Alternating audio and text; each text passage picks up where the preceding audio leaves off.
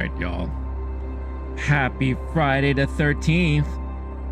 I'm here to eat all your pets. Watch out now. Coming for you. Coming for them all.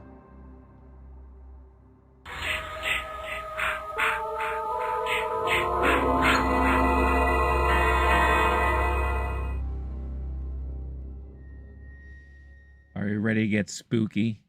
Well, we're not going to get real spooky, but we're going to talk about some spooky stuff for sure with some movies. All right, let's get it. Happy Friday the 13th, y'all. Coming to you live from New York, Queens, to be exact. It's the morning afternoon live show, everybody. It's your boy Renee back in the house. Let's get it. Oh!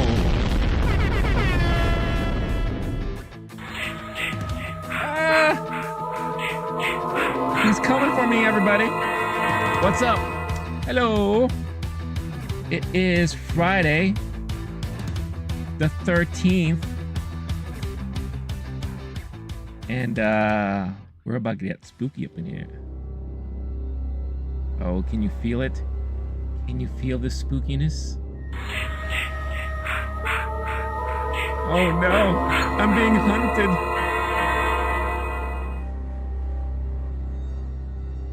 Who's superstitious out there? Anyone superstitious out there? For the longest time, and I still hold true to this today. Anytime there is a Friday the 13th, I tend to just not do too much. I stay indoors. I'm lucky if I don't have to work that day. Maybe I'll try to call off, or maybe I'll cut class and all that. Because I always felt weird stuff happens around Friday the 13th for whatever reason. And it's not because of a supernatural element. I think it gets into the minds of the general populace almost and creates kind of like this hive mind reaction to the date Friday the 13th, where everyone is so much on their tippy toes that it eventually causes weird stuff to happen. Or people are just nuts and they use this day as an excuse to vent or act out or be silly and stupid. So I always tend to ignore this day. Not ignore it, but I always tend to not do so much on a day like today. I don't usually go out on Friday the 13th. I usually stay home. I stick to myself. I keep to myself for the most part, because you never know what's going to happen out there. There's always going to be a bunch of yahoos and whatever running rampant and what have you. But, you know, it's going to... Get out of my head! No! No! You are dead! We killed you! Anyway. How's everyone doing? I hope everyone has had a wonderful week. I hope you are enjoying your Friday the 13th. If you're planning on doing some crazy stuff today, watching some horror movies, there's some new thrillers out in theaters this week here in the United States.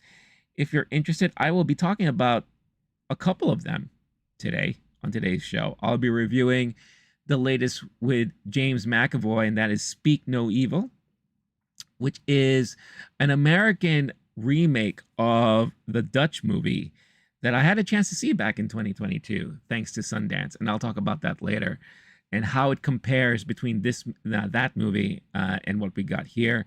I also had a chance to finally watch The Front Room, starring Brandy, an A24 classic, or soon-to-be classic, I think I would say. Not because of, well, I'll just talk about it later, and I'll tell you why I think it's going to be an A24 classic, because it very much fits within the whole A24, you know, filmography and personality of movies that they carry. And if you're not into horror movies or thrillers or anything like that, and you want something a little bit more lighthearted, then I also had a chance to see the 4:30 movie, the latest movie from Kevin Smith. And that is something that I am looking forward to talk more about today. And yeah, and I figured, you know, as I settle into the stream today, I will be talking about some of the recent movie trailers or just trailers in general that came out. We got a lot of treats of things to look forward to. So I'll be talking about some of those things and giving my reactions and thoughts on some of these movies. For example, the new Venom trailer dropped yesterday. I can't believe it has like over 6.1 million views right now on YouTube under the Marvel Entertainment channel.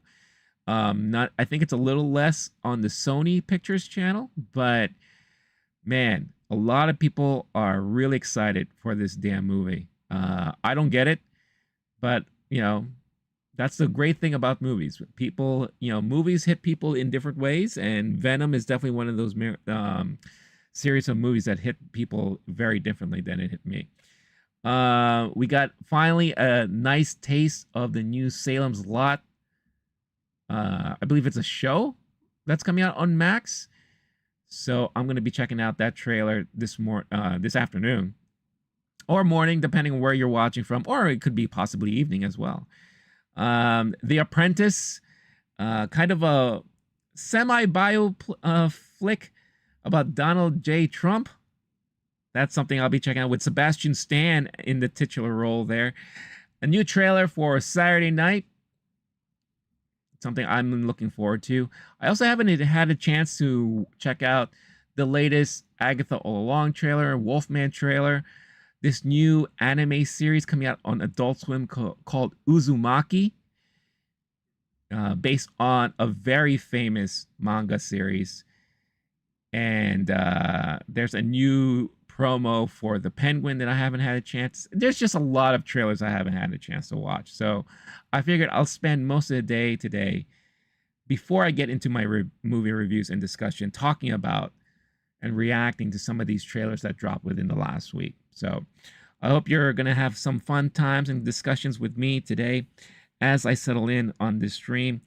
And as always, the vertical stream will start once I get started on the main topics of this show, and that will be the main movie reviews. And like I said, Speak No Evil, The Front Room, and the 4:30 movie. So definitely check it out and be patient if you are looking forward to checking out the stream on vertical. Also, a quick announcement.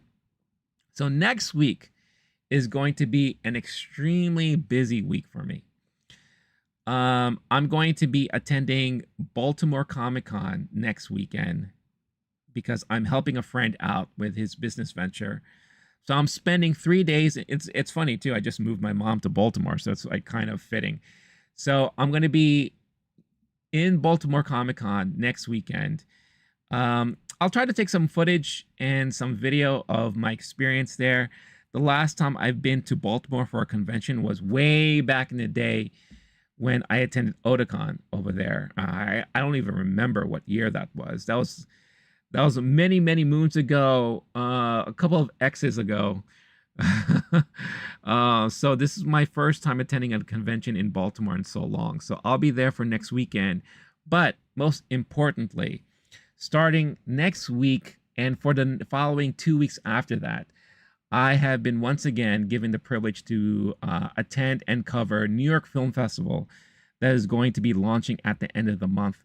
So I will be having a chance to check out a lot of the films that are going to be featured this year at the festival. I'll be doing kind of a diary vlogs of my experience and the movies I've seen there. I'll be taking footage of any press conferences that are happening during my time there. So I'm very much excited. I'm very much honored once again to be allowed access for press credentials for New York Film Festival, second year in a row.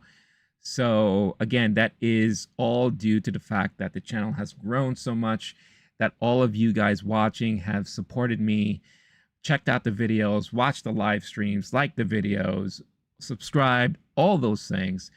So I'm definitely looking forward to, again, 2 years in a row covering New York Film Festival for the channel. So I'm very much excited for that. But because of that, my schedule is going to be very wonky for the next 2 to 3 weeks because of attending the press screenings for New York Film Festival, working Baltimore Comic-Con next weekend. And then shortly after that, when all is said and done with New York Film Festival, I'm going to be attending New York Comic-Con once again helping my friend out for this business venture of his. And so the next several weeks is going to be very much bananas for me schedule wise. So I will try my best to find proper days to stream. But most importantly, I'm going to be trying to find get myself into a rhythm and schedule to make sure I upload videos about the things that I'm talking about, the things that I'm covering, the things that I've seen during my time at New York Film Festival and the conventions that I'm attending. So I'm going to be very much looking forward to a crazy next couple of months, but hopefully it's going to be fun times. And I can't wait to share my experiences with all of you when I have a chance to do so on the channel there. So yeah, so a lot of stuff happening in the next couple of weeks. Again, even if you find me not streaming as much as I'd like to in the next couple of months, best way to just show your support is just watch the videos I upload, you know, and if you like them, hit the like buttons and all that. If you're watching this live right now, don't forget hit the like button as well. I will communicate with everyone on the channel to make sure everyone is aware of my whereabouts and what I'm planning to do for the weeks to come and all those things like that. But very exciting stuff. Every year around this time, it gets very busy for me, especially since the main focus on the channel is movies. We're slowly approaching award season now. So we're end of the year. That's usually the time when a lot of movies, especially like the Oscar contenders, the award contenders, are slowly starting to come out. So we're going to be talking about a lot of those type of movies and all that. I'm hoping, fingers crossed, before the end of the year that I can get my move situated, the new setup situated, so that I can hopefully get Blake back so that we can start talking and revitalizing our Movie Time podcast. So hopefully I'm going to be able to do that in the next couple of months. We'll see, but if not, I will do my best to try to talk as much as possible about all the Oscar contenders, the award stuff, my predictions, my expectations of nominees, and year-end reviews, and all those things that I normally do. So yeah, I'm going to be doing a lot of that stuff, hopefully, in the next couple of months. So I just ask you to bear with me as a lot of things are happening here, exciting stuff that's happening for me that I'll be able to share with all of you guys in the next couple of months. So yeah, so there's a lot of that happening. What's up, Scorch? Scorch in the building. What's going on? Original Speak No Evil was dark, one of the most unnecessary. Well, I wouldn't say that. I wouldn't say that. When I talk about my reviews on the movies, I mean, I saw the original Dutch film in 2022 as part of Sundance. And it was definitely one of those movies that are like, oh, this is a eerie, kind of creepy, psychological type of movie. This one is a little, I can see what they did here. They definitely geared it towards more of an American audience. I found it to be actually very thrilling, more thrilling than the original one, especially the ending. They totally redid the ending. And instead of leaving it bleak and dark and depressing, at least this one ended with like a quote unquote hopeful note, right? Again, I'll talk more about it in a little bit when I get into my review later on in the show today. But I liked the original one, the Dutch film, but I think I like this one more, and that is just my preference. That's just my preference and my take on it. So yeah, so I'm looking forward to talk more about that stuff and all that. Scorch, did you even see the new one? Given that it just came out, I know the original one has been out for a while. It's interesting too, because I don't think Speak No Evil, it may have hit Shudder at one point, but I don't think it really landed. At least here in the States, it hasn't really landed on a major streaming platform. You can't see it on Netflix. You can't see it on Amazon. You can't see it on Max or anything like that. You have to rent it, buy it, or I believe at one point it was on Shudder, but I'm not really sure. So, but like I said, I had the opportunity to watch both, so I could definitely compare and contrast between the two. So, Scorch, you only saw the original? Gotcha. Okay. You don't want to revisit that universe? Yeah, the original was very creepy. Very, very eerie. Very, very eerie. It's surprising that a movie like that, I would have expected a movie like that to be released by like A24. That felt like an A24 like movie to me. Um, but instead we got this Bloom. I thought it was perfect for Bloomhouse to do a movie like this. And look, this is not new. I've said this before. James McAvoy is a freaking beast, man. This guy can act his ass off, and the way he can transform into these weird, very creepy, disturbing characters is unbelievable. And we first really got a glimpse of that if you go back to was that Split, right? Him being able to kind of change into these multiple personalities in like a heartbeat, just like very instantly like that. Here, yes, he does play one character, but you see this character very, very much transform into the psychopath, towards the end there. And there's this one moment at the end of the film where I'm just like, I yelled out loud and I pointed to the screen. I'm like, this dude is a fucking beast, man. Look at him. It's just unbelievable how good of an actor this guy is. And he really made the movie. If it wasn't for his performance, I think this movie would have been okay at best. But man, he made this movie for sure. Yeah, this is good for those who missed the original. Yeah, the thing is too, I mean, again, after I saw it during Sundance in 2022, I saw a lot of people reacting very differently to this movie. And I think when people really started to see the original movie back then, a lot of people didn't like it. And I could see why, because it is, again, if you're not familiar with watching foreign film, the interesting thing about Dutch films and like films like in Scandinavia, or just the European sense of these type of movies, is that it's very awkward. And they really highlight kind of like the social awkwardness of Scandinavia, the forced kind of social meetings when you're in a social setting, and not being able to express your feelings a lot. And that movie really was able to put a lot of that on film on the big screen. And it caused a lot of weird, eerie, kind of creepy moments in that movie. And the ending is just bizarre as fuck. So I could see why a lot of people didn't like the movie or thought it was kind of weird and all that. Very much like Lamb, like A24's Lamb. I think that's a great comparison, like as far as tone is concerned. But this movie definitely had a lot of little things that actually resonated well with a lot more people, I think. And I could tell just based on the reactions from the audience that I saw yesterday. There were moments where you kind of laughed because it was kind of funny in a weird, absurd way. But it definitely entertained people more, I think. And the ending is the type of ending that will resonate more with American audiences and all that. Even though a lot of weird stuff happened, it's a more hopeful type ending. So yeah. So I'm looking forward to talking more about it later. If only watching the original recently, so it's a bit too soon for me to watch the remake.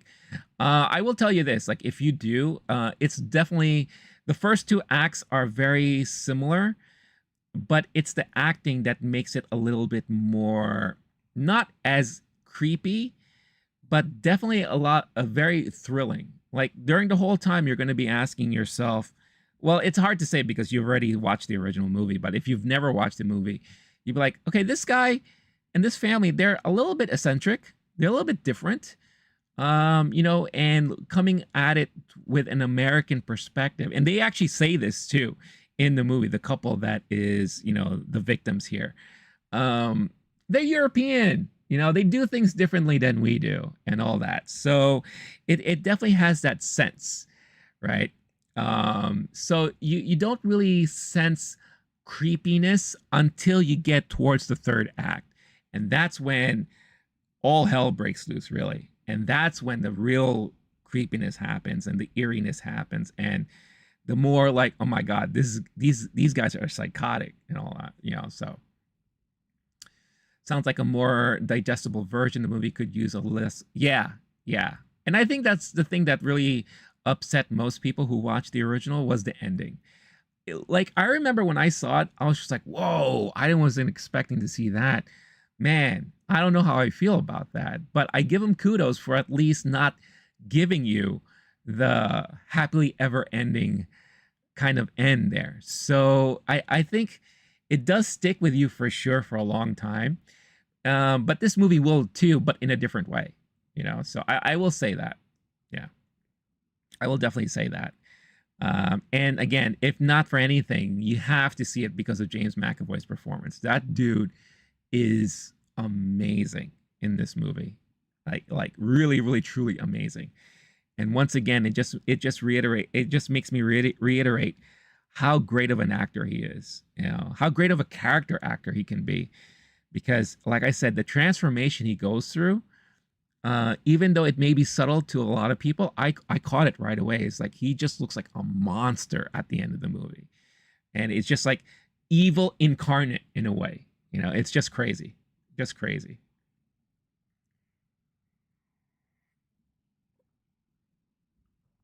Yeah, Scorch. I think again, as someone who's seen the original, and I don't think a lot of people have, especially those who are planning to watch this movie this weekend, it is a pleasant surprise on how they pulled it off.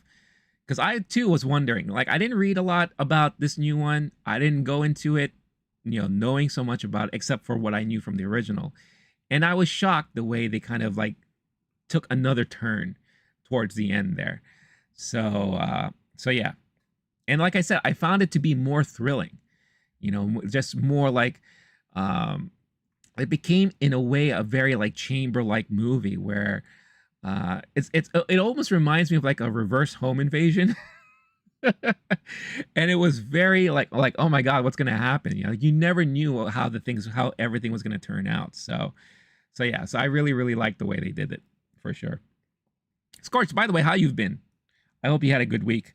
We got into talking about movies immediately, which is what we do here, but I want to make sure that I at least know how you're doing in general.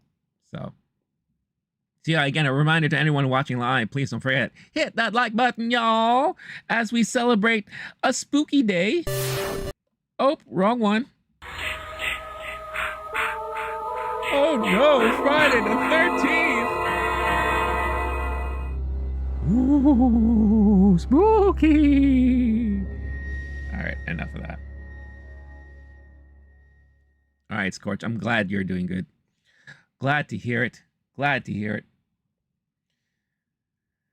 All right, so why don't we just start things off today with checking out some of the more recent trailers that dropped. Again, I am so behind on the recent trailers that dropped.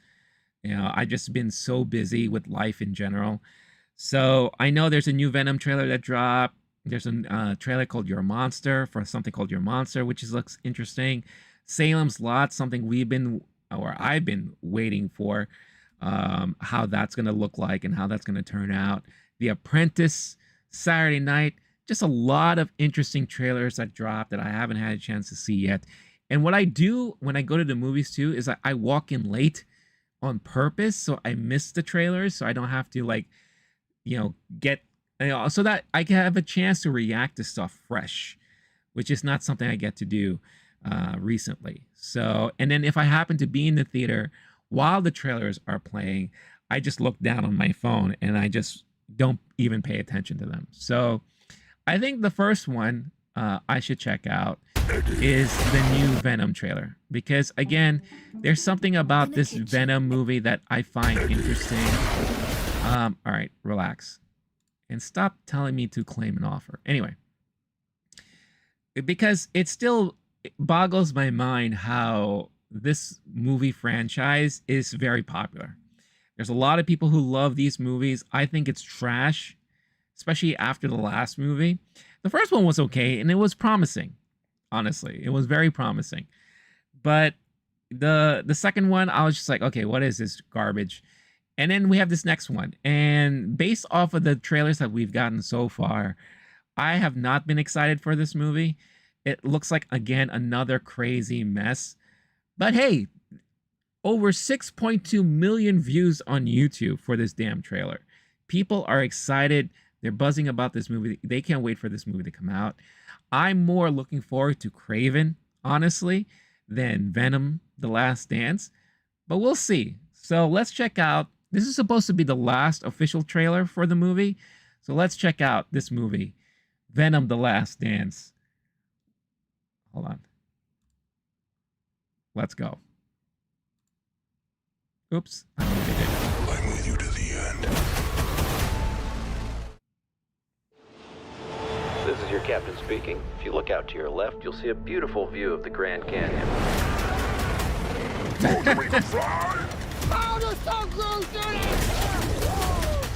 The one thing I will say is that I always do love the chemistry and back and forth between Venom and Marty.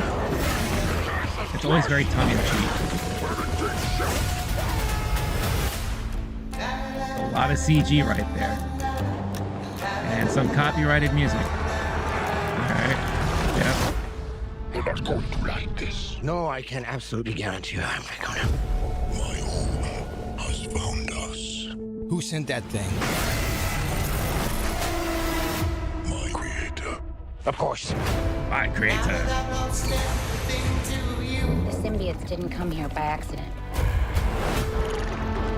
They were running. Alright, so I guess they're trying to explain that it is a race that was trying to escape the symbiotes.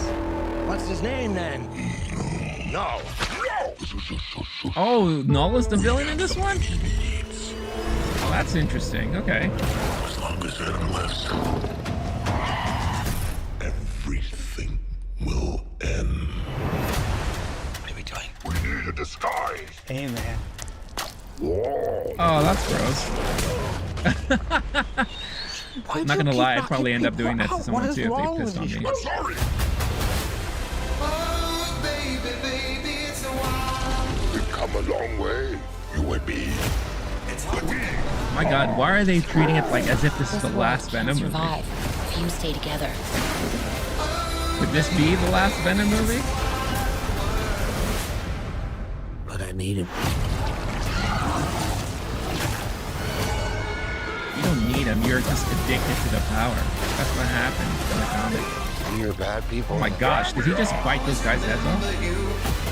There comes a time in The every epic man's conclusion, life so it is supposed to be like the end. where you have to make a sacrifice. Eddie, I'm with you to the end. Aww, it's like a romance. It's a bromance. It's an ending of a bromance. No, this is all the money that we have. What is this feeling? It's like... This feeling? It's like all of my problems have gone away! No! I think you broke my foot. Eddie, I need more money. Vitamin Water's from New York City. All right, It was all right. born here Well, look. Am I going to watch it? Yes, because again, I'm curious as to how it's going to turn out.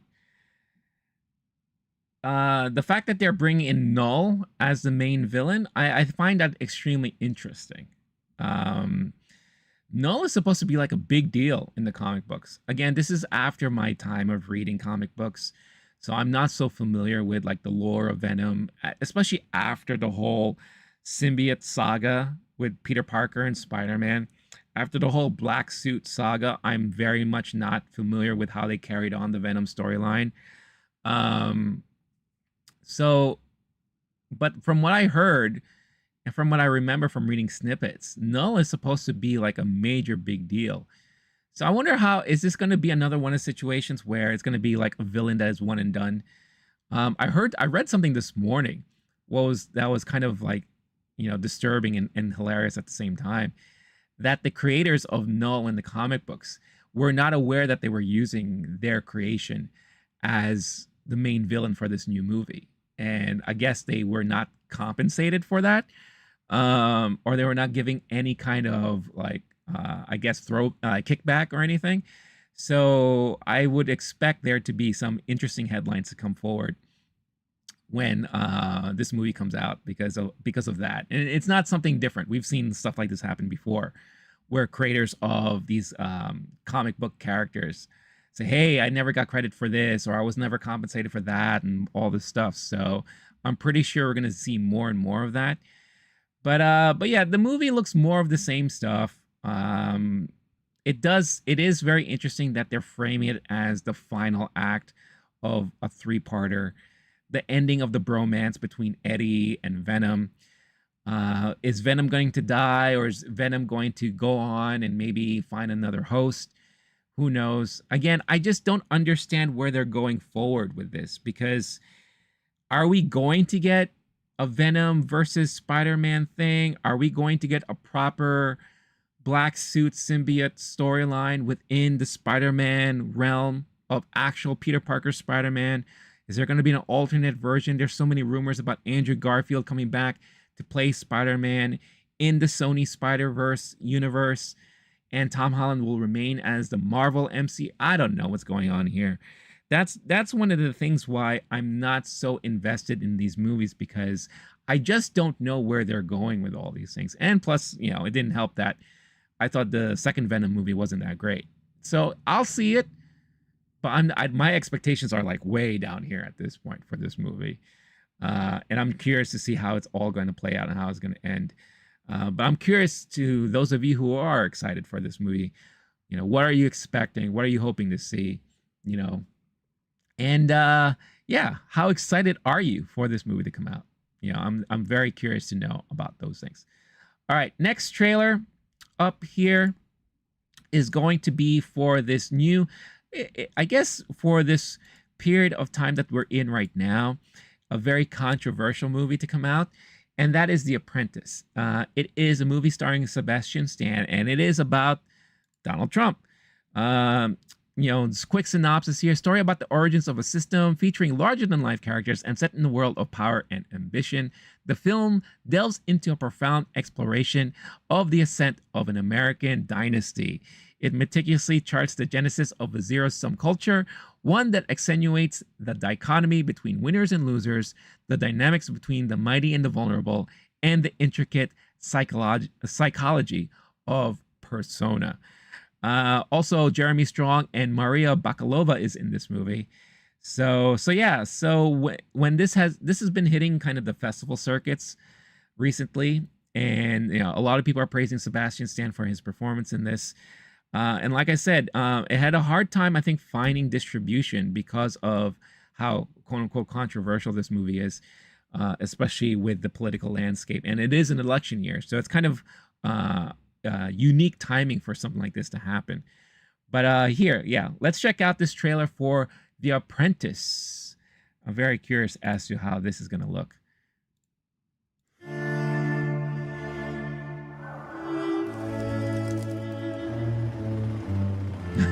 Sebastian, he actually kind of looks good in the wig. Hello, this is Donald Trump from Mr. Cohn. Thank you so much. Donald who? 1, 2, 3, 4. Oh my God, it's like very punk rock. Roy Cohn, nice to meet you. The Roy Cohn, you're brutal. Guilty as charged. How do you always win? There's rules. The first rule is attack, attack, attack. It's going to be the finest building in the city. Maybe Is the she country. supposed to be In the world. Ivanka? I wonder if Maria's playing Ivanka. Deny everything. There's never been anything like this. Of this magnitude, this quality. Yeah, it's very punk Cheese rock. balls I kind over of like here. the What look are you of doing? it. You want one? No, it looks totally disgusting. Cheese balls. Rule 3, no matter what happens, you claim victory and never admit defeat. You have to be willing to do anything to So anyone to fascinating. win. So fascinating to see this big story ass. in this You gotta type work of on it. version. Face look like an orange. Attack, attack, attack. Deny everything. Admit nothing. That actually looks really good. Never admit defeat. What if you lost your fortune today? Well, then maybe I'll run for president. I don't know. Ah, Say if ba-dum-dum. you're indicted, you're invited. Fascinating. Fascinating. That looks good. I'll admit, that actually looks really good. I wonder if any of this is really based on that book that he wrote. What was it called? Art of the Deal. I wonder if they're going to use any of the content from that book in this movie. But it looks fascinating. I mean, look, let's face it. Donald Trump has had a fascinating life.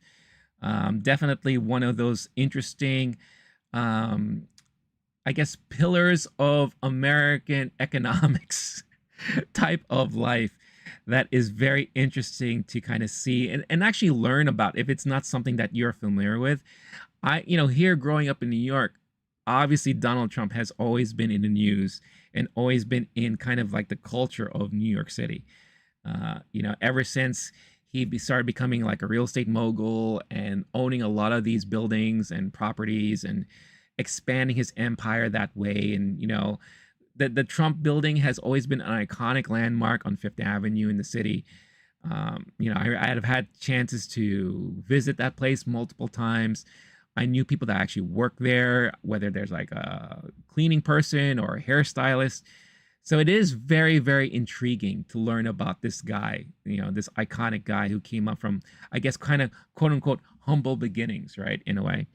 But it's also very interesting that Jeremy Strong is in this because there was a movie that came out a couple years ago, starring Jeremy Strong that also took place in the 90s. Not in the 90s, sorry, in the 80s, that also had Trump as part of the whole, not the whole storyline, but as part of a small storyline. Hold on, I'm trying to remember what the name of this movie is. Armageddon Time. Armageddon Time came out, I believe, in 2023? 2022, right. And it took place in the 80s during the Reagan time and all that. Reaganomics was a big thing. And the school of the main boy, who's like one of the main characters in the movie, I believe went to school with the son of Trump, or I think Trump was a part of it somehow. So it's interesting to see Jeremy Strong in another movie with Donald Trump as a focal point, or as one of the focal points. Obviously, this movie is going to be the main focal point, but yeah, I'm curious, and I do think Maria Bakalova is playing the Ivanka Trump character. So, but yeah, looks interesting. I'm definitely going to be checking it out when it comes out. So we'll see what happens with that. But yeah, I'm curious. What do you all think about The Apprentice? Is that something you're willing to check out? I'm so curious as to what the reception will be, given that it is an election year this year, with Trump as one of the candidates. So it's going to be really fascinating to see what the reception is going to be like when this movie finally comes out. Kevin Davis is back again, once again, with his predictions at the box office. Beetlejuice domestic box office total run prediction is now 250 million.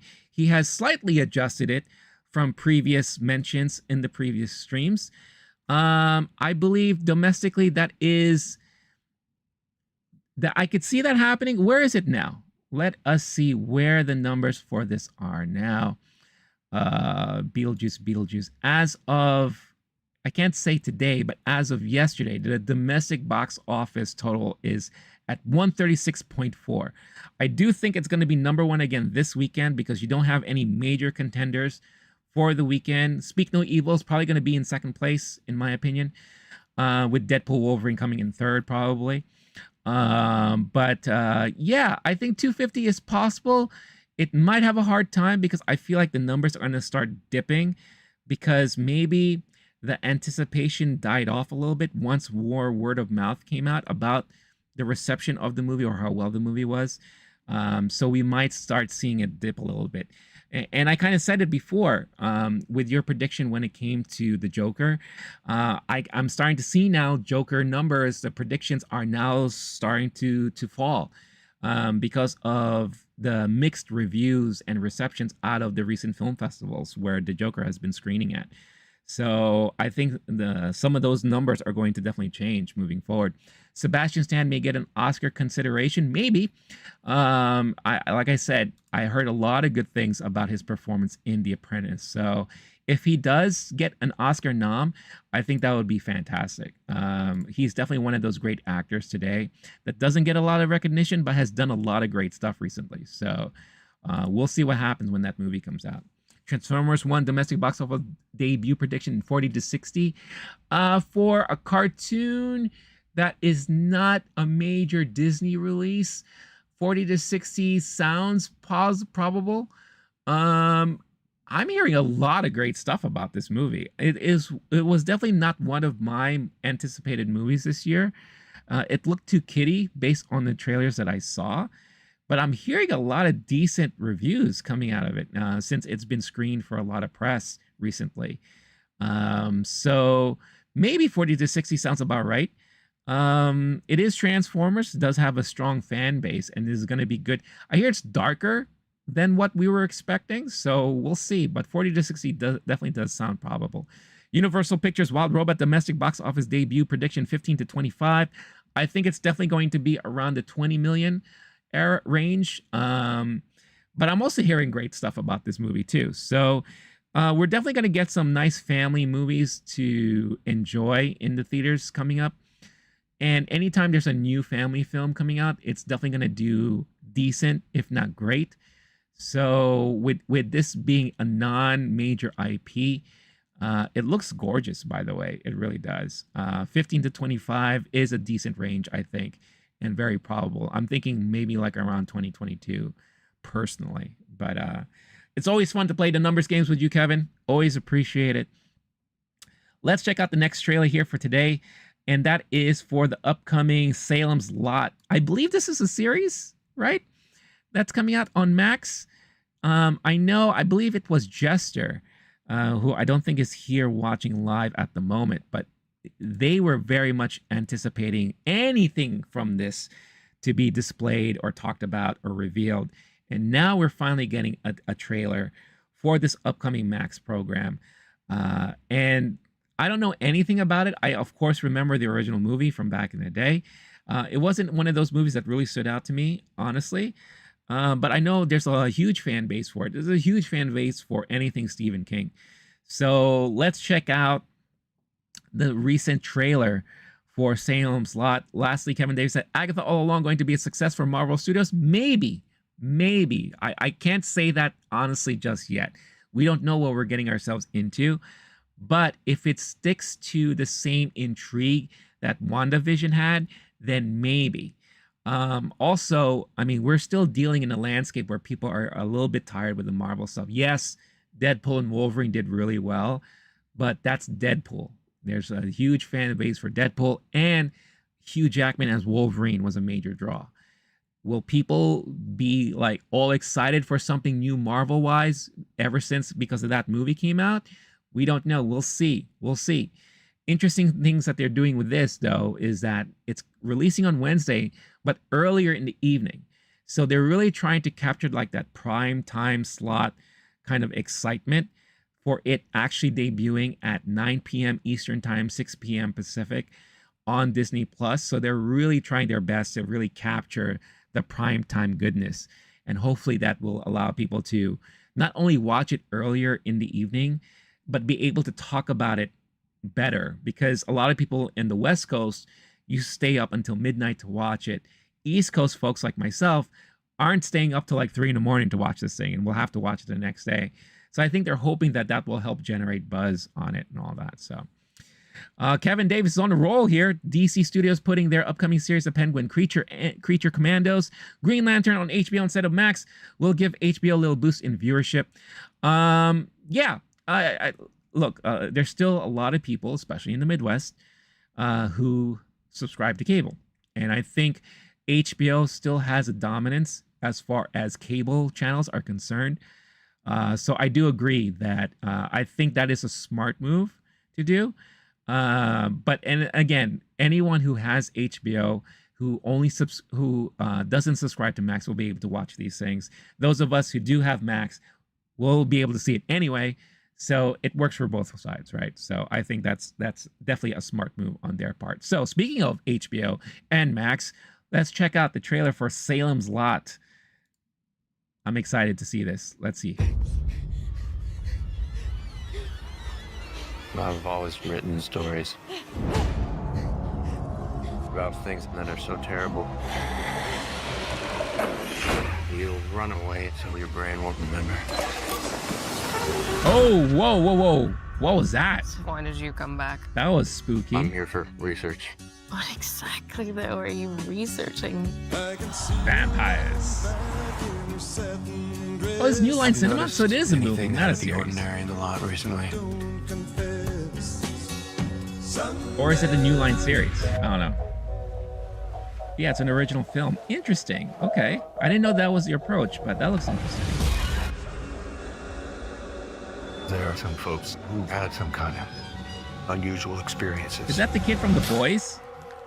Is that the same boy who was Highlander's son? Uh-oh. Watch out. Vampire. They used to tell us stories about this That house looks fantastic. I love it. You have no idea what you're getting yourself into there. Ooh, that doesn't look cool. Oh, no. Danny, where are you? Answer me. This is not a disease. That's really spooky. Oh, no. Get out. No, don't let them in. Sorry, they're not vampires. They're like, what are they? They ghosts?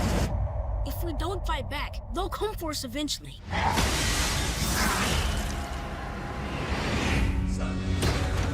Things have gone bad in the lot now.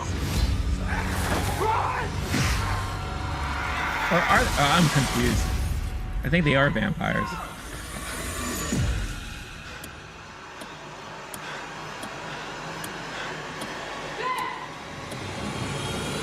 It's not safe! What the hell? Oh, what? Hell no. Ah, sucker, gotcha.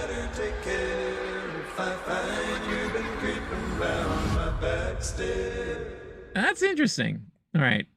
I'll tell you why I find that interesting. One, it is interesting to see that this is an original movie for HBO. Well, for Max. So I guess those of you, as we were talking about before, those of you who subscribe to HBO may not be able to see this on your cable channel. But it's interesting to take a property like this and make it a straight to streaming movie, an original movie. It does look fascinating. It looks interesting. The actress is Alfre Woodard, I believe is her name.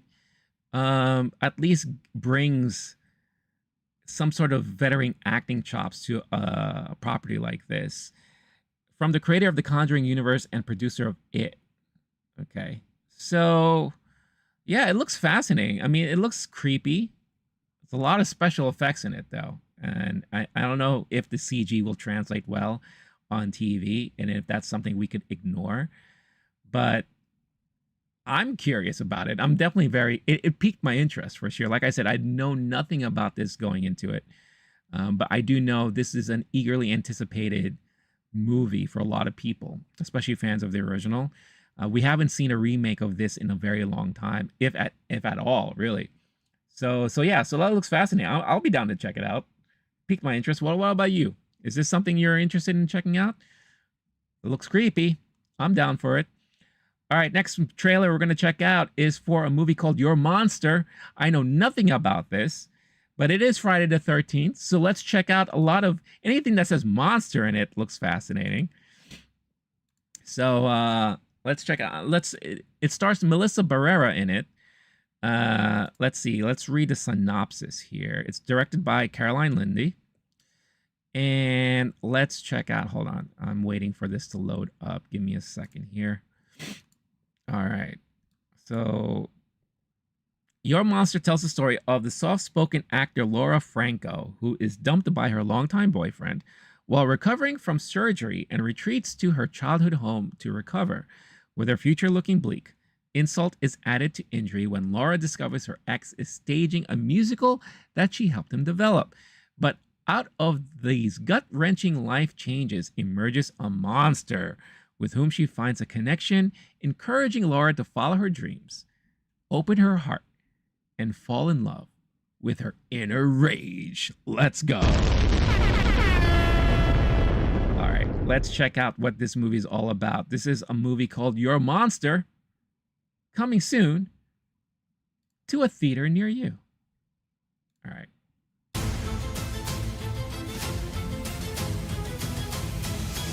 Oh my God, it's like Beauty and the Beast. That's basically what it is. For Laura Franco? Do you mind if I really need a hug right now. I don't know if I'm... Oh! I really needed this. He broke up with me. And now my life is That's over. right. This I did know come it out in sucks. Sundance. That's where I first heard about Oh, this. disgusting. Sleep. And don't cry. Don't cry. The tone for this feels like Lisa Frankenstein, in a way. Hello?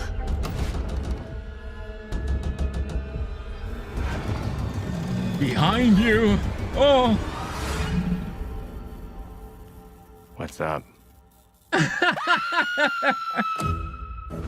You got 2 weeks. After that, you're out of here. You pack your bags and get out. What the hell? Oh my gosh. So it's a dark comedy, huh?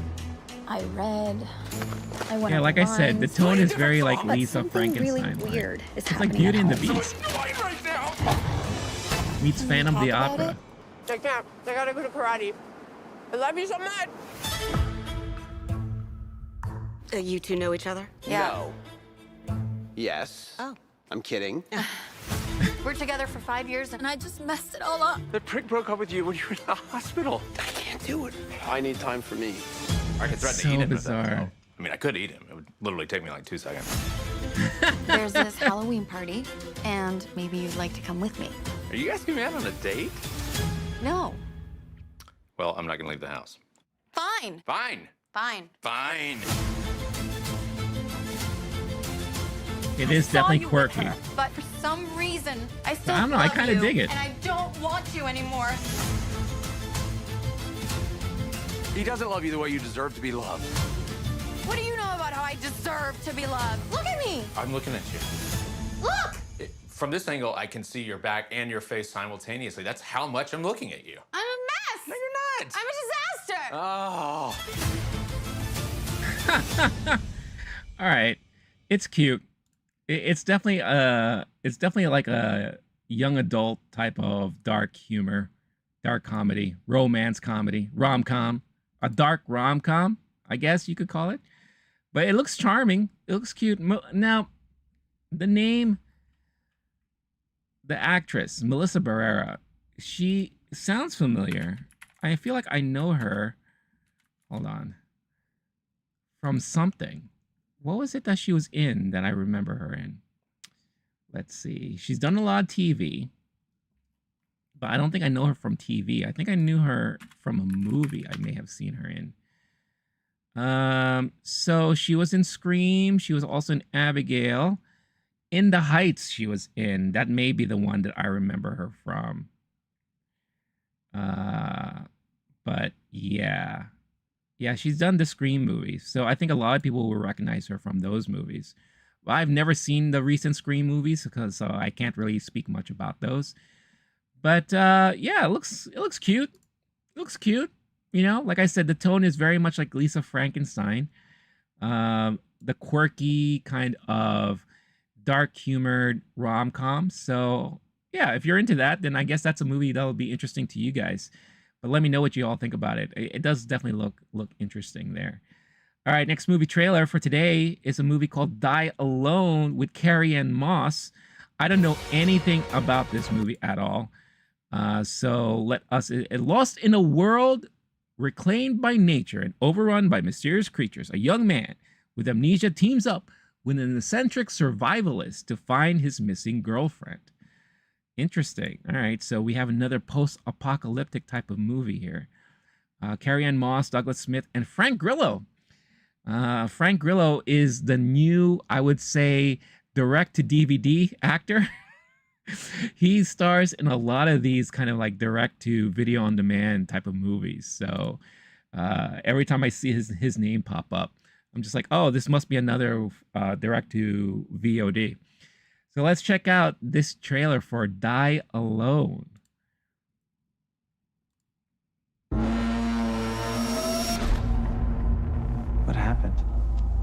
We've been threatening to let viruses wipe us out for years.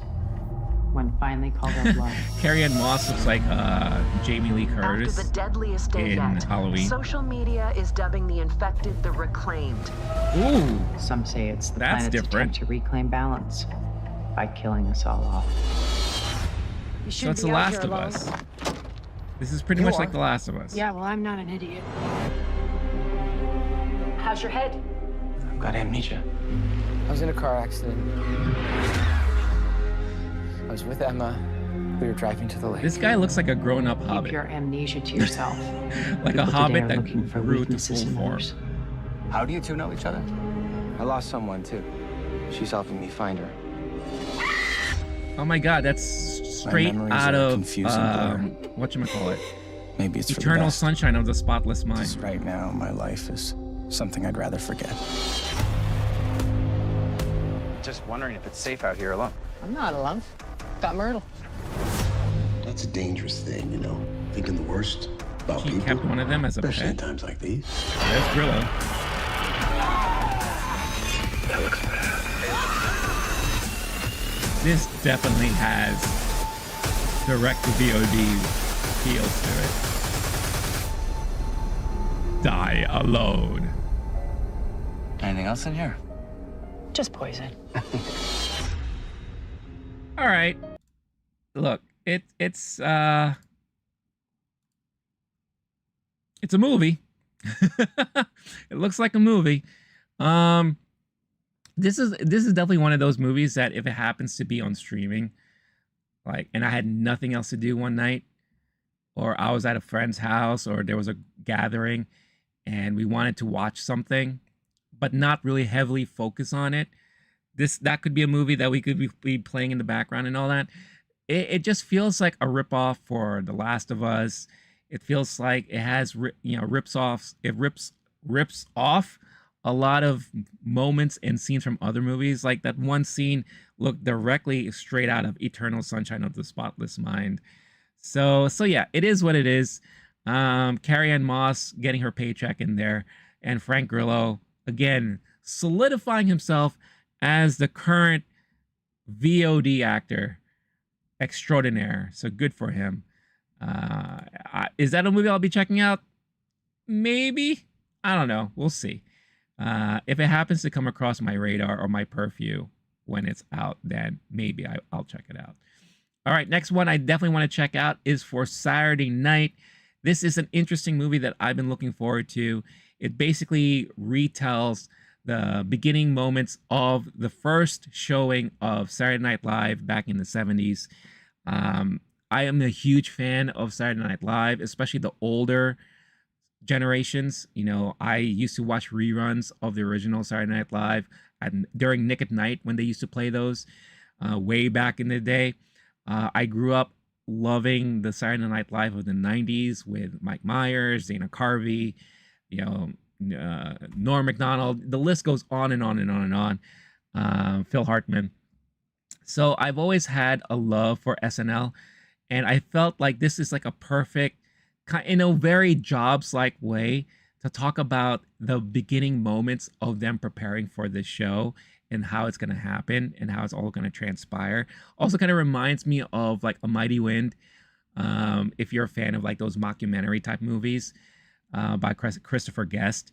It definitely has like that feel to it. So let's check out, this is the most recent trailer for Saturday night.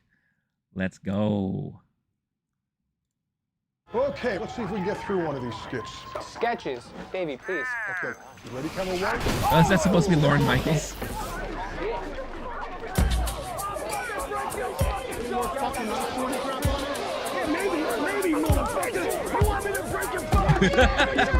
Oh, is that supposed to be Belushi? Okay. Do we go again? My name is Lorne Michaels. I'm the producer and creator of Saturday Night. 1975. Jeez, could you We're imagine? excited because there's never been a television show like this. Okay, but what kind of show is it, Lauren? Do you even know what the show is? Did anyone ask Edison what a light bulb was before he harnessed electricity? Who are you in the metaphor? Lorne Michaels is definitely one of those, like, maybe too smart for his own good. How the fuck do you pronounce this? Ackroyd? Is it Oh, is that supposed to be Paul Schaefer? Yeah, you're right. They should be a little bit smaller. Aykroyd. It looks like Aykroyd. And action on rehearsal. And now, Oh, that's Chevy. Good evening. Gentlemen, how long have you been standing there? Long enough. They want you to fail. That's right, it is Jason That's Reitman logical, directing Dick. That's this. why they're paying us all to be here. NBC makes more money playing reruns of The Tonight Show. I mean, Lauren, 90 minutes of live television by a group of 20-year-olds who have never made anything. Okay, so Andy Kaufman. Look, I don't get half the shit that they do. That's funny. The script. Your actors are missing. Have you seen John Belushi? Your crew is in open rebellion. Jesus Christ. Your kids. I love it because it's so chaotic. Everyone down to the 8th floor now! What is this? That was kind of exciting. We need to let the audience in. Oh, you don't. I love the fact that Willem Dafoe's in this too. It's so good. I'm gonna be able to protect you.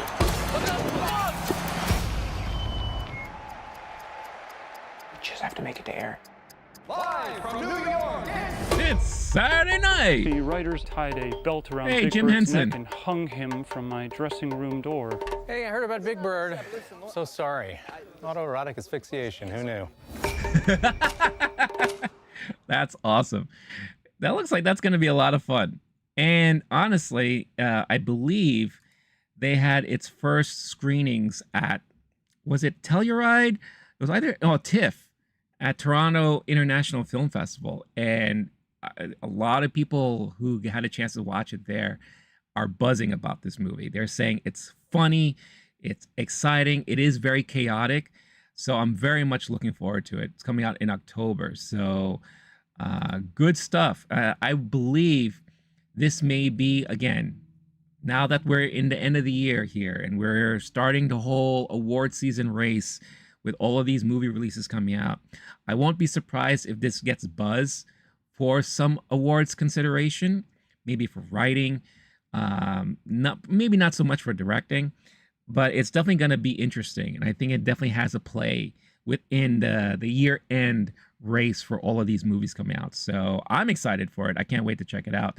Again, let me know what you all think whenever you watch this on the replay and on the demand there. Let's see. Next trailer I want to check out, and I know this is becoming like the movie trailer react show. I just have so much to catch up on. There's this Wolfman movie coming out from Universal. I believe it's from the same people who did Invisible Man with who's that? Elizabeth Moss. So it's from Blumhouse. Okay, writer director Lee Whannell.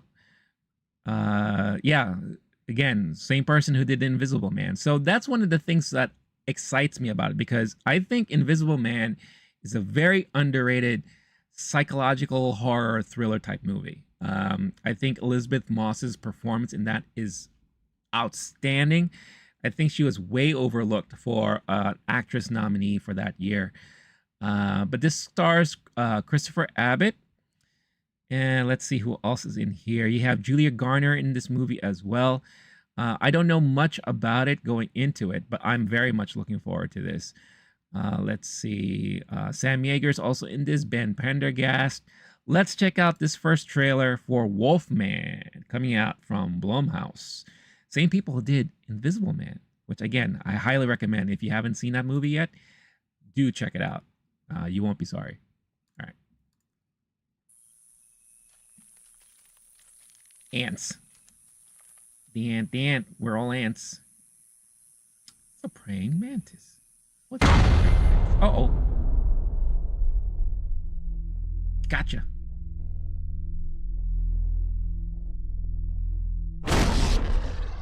What was that thing, Blake? What was it, Blake, as we go into Oregon? But I swear to God, it was standing on 2 feet. Daddy, are we gonna die? It's going to be really great to see this, too, because we get to see Julia Garner in a huge performance, or what is to be a huge performance, before we get to see her in Fantastic Four. She got sick. Blake, Dad, you're scaring me! Blake, stop!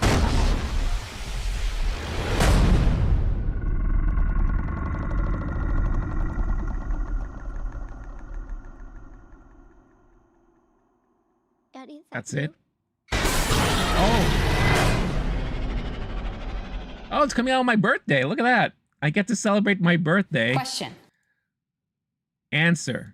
Don't play ads. Okay. I get to celebrate my birthday with the Wolfman next year. How exciting is that?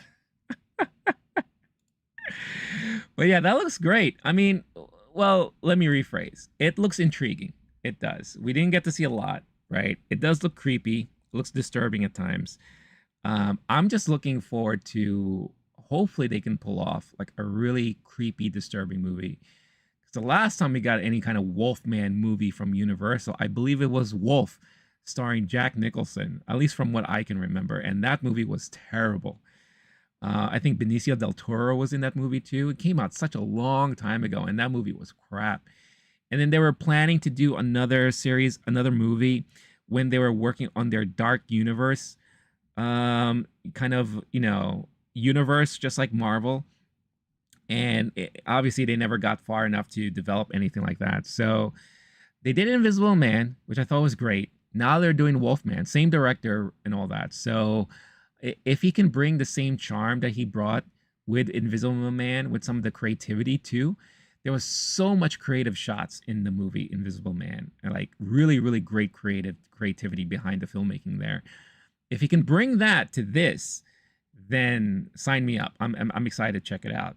It's going to be hard because at the end of the year, we're supposed to be getting Nosferatu by Robert Eggers, and that is going to really stand out as far as creepy horror thriller movies towards the end of the year. So if they're looking to do the same thing with Wolfman, they might have a huge hurdle to climb once people get a taste of Nosferatu. So we'll see what happens, but I'm definitely looking forward to it. Next is a trailer for Uzumaki, which is an anime coming out on Adult Swim.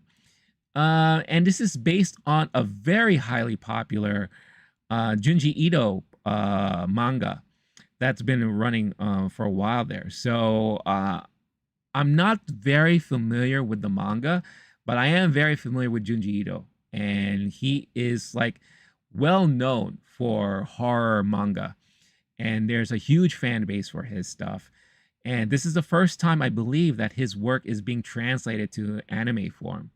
So I'm very curious to check this out. His art style is fantastic. Again, never read any of the manga, but I've seen a lot of his art and it's fantastic. So let's check out this trailer for Uzumaki. And I'm very, very curious as to how this is going to look.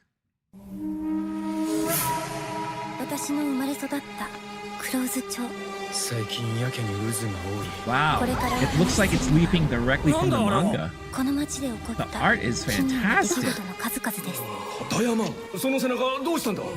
渦巻きというものに何やら神秘的なものを感じるんです。いや、絶対に何か不思議な力が秘められてるに違いない。Wow, it's very creepy. 額に何を隠している。ちょうどいいわ。これを見ればあなたもきっと。やっぱり渦巻きだ。 It's all about the spirals. Watch out for the spirals. 気づいていませんでした。なんだか変なの。ちょっと私の顔見てくれない。 I'm surprised this is... Oh, look at that. Oh, man, that's creepy. I feel like this is even maybe too creepy for Adult Swim.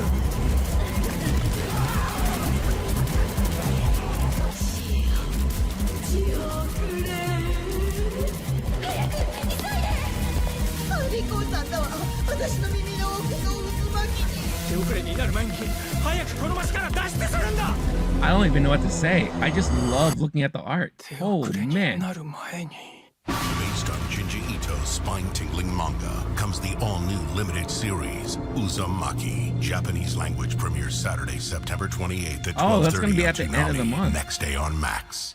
Next day on Max. Wow. That looks amazing. Amazing.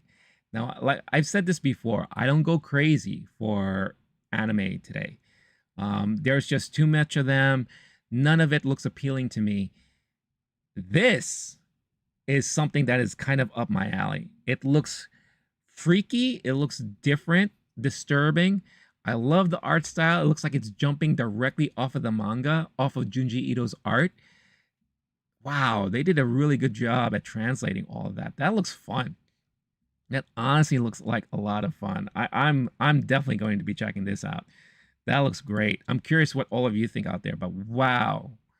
And like I said, for Adult Swim, that looks like it's very well, in a way, it's kind of like Adult Swim's. It's like right up its alley. They love showing weird, absurd looking things, but this is very creepy. So it Adult Swim reminds me of how back in the day on MTV, when they did their series of weird experimental animations. You know, that's where we got Aeon Flux, The Max, if you remember that short series that came out based off of the comic book. They did so much experimental animation back in, long time ago in the 90s on MTV. It's nice to see Adult Swim kind of take over that moniker of experimental programming, which focuses and showcases the absurd to awkward type of stuff, with your Tim and Eric's and all these other shows and programming that they come out with. So something like this does kind of fit within that realm. It looks fascinating. It looks great. So I can't wait to check that out. You know what? Let's do two more. One is for, something that I honestly, and I'm just being completely honest here, I have no excitement for, because it's just something that I was never involved in, and that is Minecraft. I've never played Minecraft. I was never into Minecraft. I know there's a huge generation that loves Minecraft and they love playing Minecraft. So I'm pretty sure that they're excited for this movie coming out. I'm not excited, but I'm curious just to see how it looks like. Of course, I'm familiar with what Minecraft is, but I haven't had a chance to see this trailer yet. And of course, this stars the great Jack Black and Jason Momoa and stuff like that. Jack Black is now the go-to guy to show up in any kind of cartoony or video game franchise that gears towards a younger generation. So it's interesting that that's his role now. But let's check out the trailer, or the teaser trailer, to a Minecraft movie.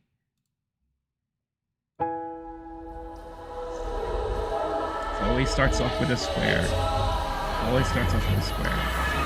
Pixel. Oh, it's very CG. Very CG. Kind of that Momoa. Oh my gosh. Oh, she was in Peacemaker, I think, and that girl was in Wednesday, I think. Well, they got the look, I guess. Anything you can dream about here, you can make. Oh, Lord. Who are you? It kind of reminds me of Jumanji. I'm Steve. Jack Black is Steve, who is, from what I made to know, This guy is such a tool bag. he's like the generic guy, the generic character that you start off with in the game. Okay. Minecraft movie.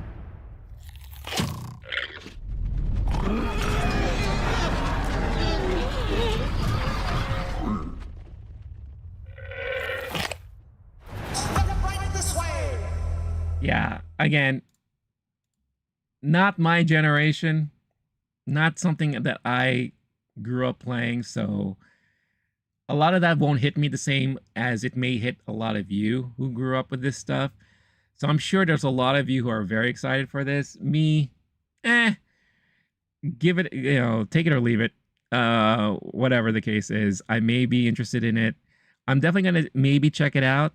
But if I don't think I'm going to be missing much of anything, to be honest with you. So, all right, last trailer for today, and then we'll get into my movie reviews, is for a movie called Nightbitch, starring, what's her face? Amy Adams. And when I first heard about this movie, I was very much curious about it because it's another lycanthrope type movie. This time I believe she turns into a dog.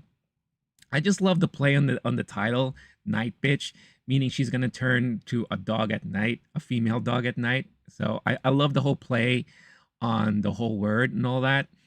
So I'm curious. I think she's a great actress. You know, I think she does good stuff. So I'm very curious as to how this is going to look. Maybe this could surprise us as far as what kind of movie we're going to get here. So let's check out this trailer for Nightbitch. Ruff, ruff. He's super cute. Do you just love getting to be home with him all the time? Yeah, I do. I love it. You're an artist, right? Well, I Yeah, used this to also be. streamed at Wow. TIFF recently, so That feels like I heard a mixed lifetime stuff ago. about it. Yeah, totally. Definitely. We get it. Is this a I dark used to be a comedy? stripper. The before times. Yes. Wow. Nobody in this family can clean their own butts. No. Oh, that's okay. Ew. If you wake him up, I will rip your throat out. Okay, for what it's worth. Oh, I would kill to stay Who's this home with him guy? every day. he was in Speak No Evil. Mama Fuzzy. I'm not fuzzy. I just feel off. Look at my teeth. See how sharp they are? It's a little bit weird. Motherhood, it changes you and connects you to some primal urges. Oh my gosh. I feel like I'm stuck. It Make up a almost plan, reminds draw me up of a like Teen schedule. Wolf. Happiness is a choice. Happiness is a choice. I'll try. I'm never going to be smart, happy, or thin.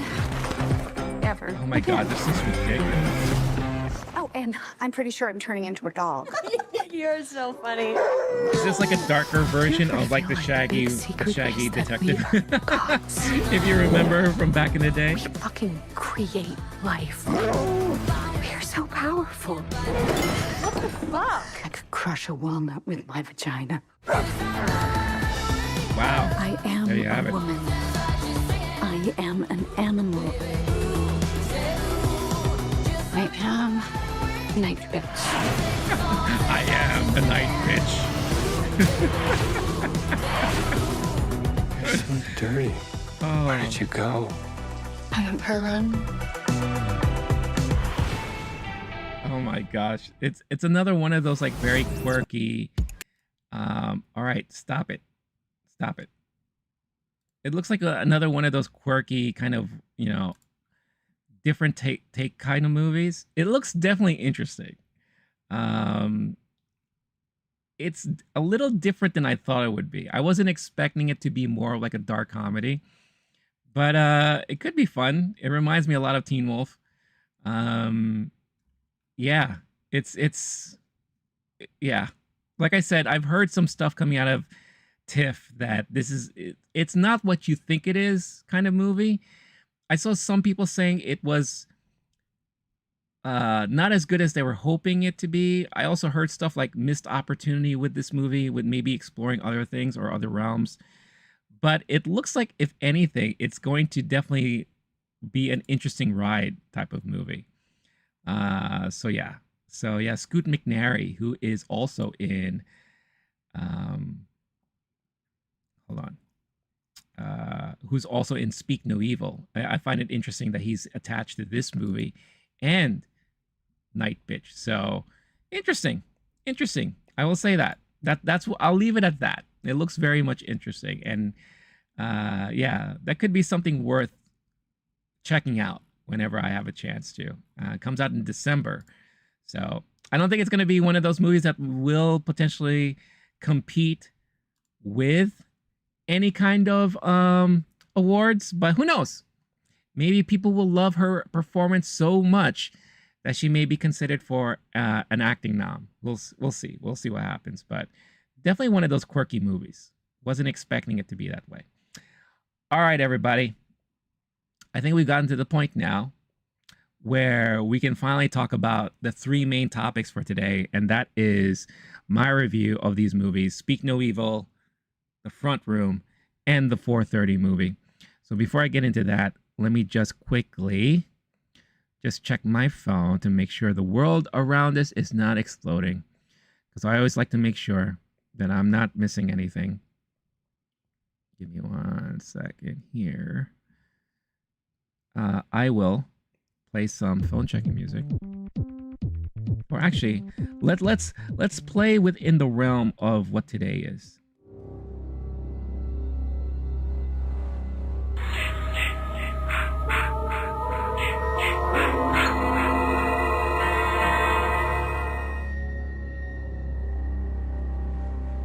gosh, that's so funny. Not anything pertinent to what I'm planning to talk about, but a connection of mine now works for the Clorox company. That's interesting.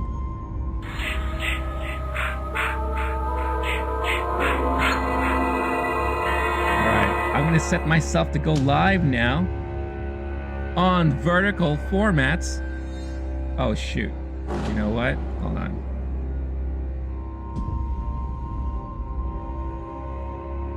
Here, let's do that.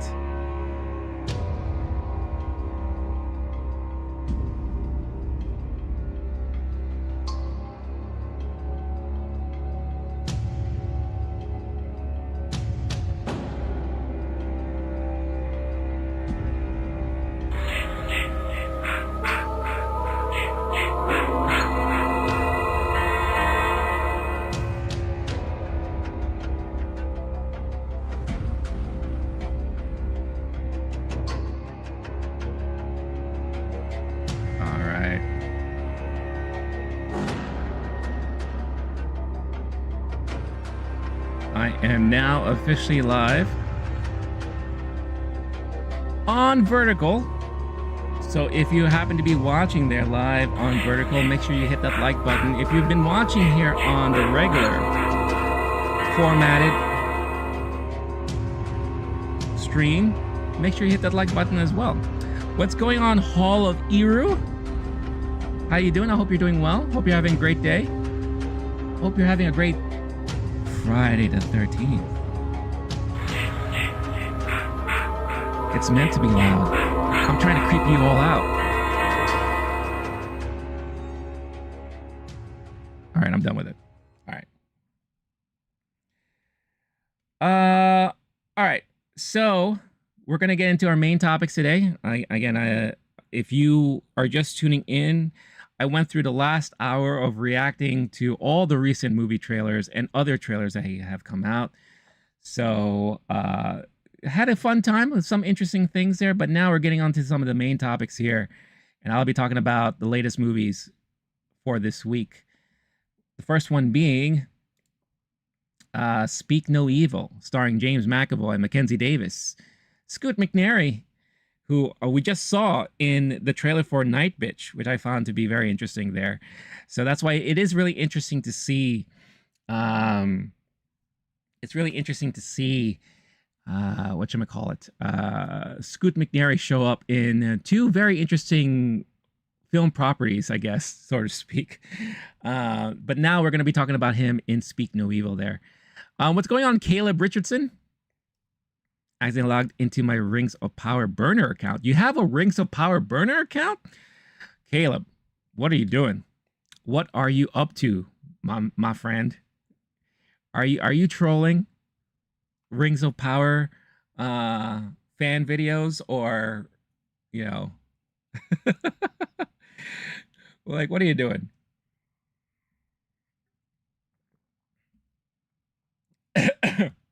Oh, wait a minute. Caleb, is Hall of Iru you? Is that you, Caleb? I'm dying to know now. I'm curious. I'm dying to know. And I'm dying to know why you have a separate account just for Rings of Power. Before I get into anything, I need to know the story behind this. You like trolling the grifters. Interesting. Okay. Now, grifters of what? The negativity grifters, or those who are constantly being extremely positive for things? And I'm wondering if it's because of that you like coming and watching my streams. I'm curious. All good either way. It's again, I love learning and knowing about the audience. So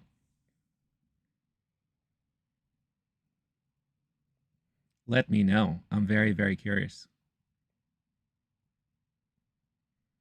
Oh, by the way, I noticed something interesting too. The minute I went live on vertical, I'm seeing more interaction than with my horizontal regular stream. I wonder why that is. Are you guys getting the same notifications for both? Or maybe are you getting one notification above the other? I'm very, very curious about that. Let me know. Again, this is just more for a learning experience for me. I want to know how those things happen. The negative grifters. Got it, Caleb. Awesome. Awesome. So I take it that, so I haven't watched season 2 at all. You know what? Let me remove this for now before we start talking about Speak No Evil. I don't want to misinform the audience coming in yet. I have not seen any of season 2 yet. I believe episode 5 just dropped this week. I was one of those guys who I thought season 1 was interesting and got better towards the end. But I understand why a lot of people dropped off during the earlier part of the season. It was a little hard to get through. It really was. But I loved how season 1 kind of wrapped up. And it got me curious and somewhat excited for season 2. But I haven't had a chance to see season 2 yet. So what are your thoughts, without spoiling anything, so far of season 2? And if it's something you think I should definitely, you know what? The minute you have a chance, sit down and watch the show, because I think you would like it. Is it one of those kinds of things? Let me know. Let me know what you think.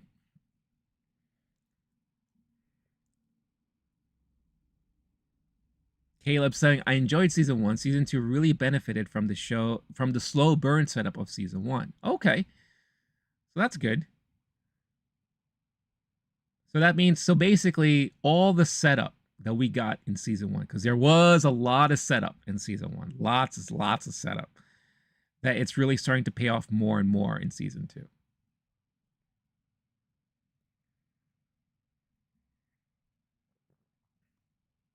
Season 2 just throws you into the deep end. Oh, interesting. All right. Interesting. What's going on, N187 from New Zealand? Awesome. I've always wanted to visit New Zealand. I never had a chance to. I hope to do so in the future, but thank you for tuning in from there. Hope you're doing well. Hope you're having a great, what's the time difference? Is it evening, early morning for you? I'm not really sure what it is, but I hope you are having a good time. And thank you for checking out the stream. It is interesting too. Like, I get so many interactions and so many new eyes on vertical compared to horizontal. It's crazy. It's crazy. And I've been already streaming now for an hour and a half. Smoking a bowl and listening to Bob Seger.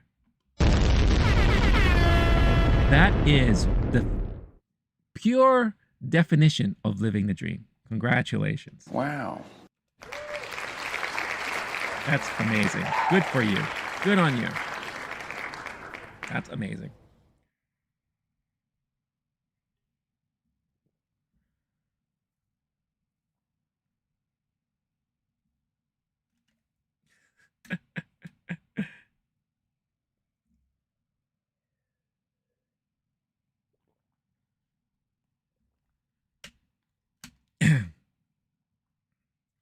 Caleb saying there's tons of deep cut lore, and my personal favorite thing about season 2 is Tom Bombadil.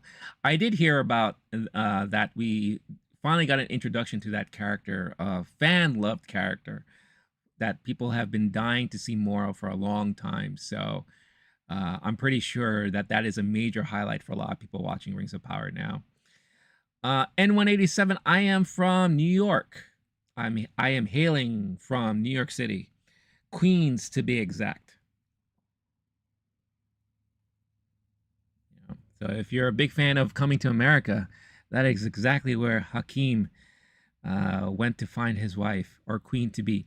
You're my queen to be. You blew it! Sorry. Yeah, I know. I wasn't ready to sing any tune, but I tried my best.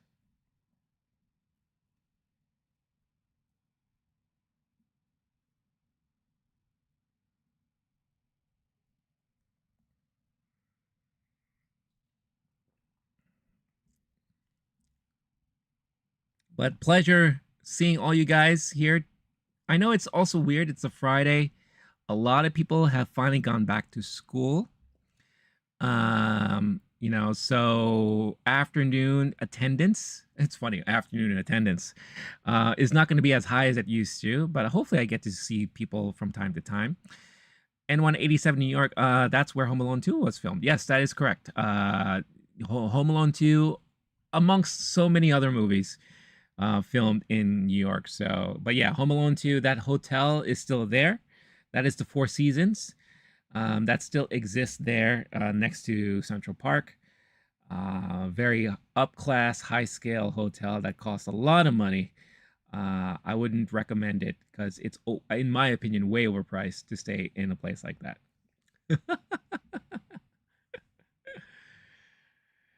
Caleb saying, also the soundtrack definitely lives up to the Lord of the Rings and Hobbit soundtracks by Howard Shore.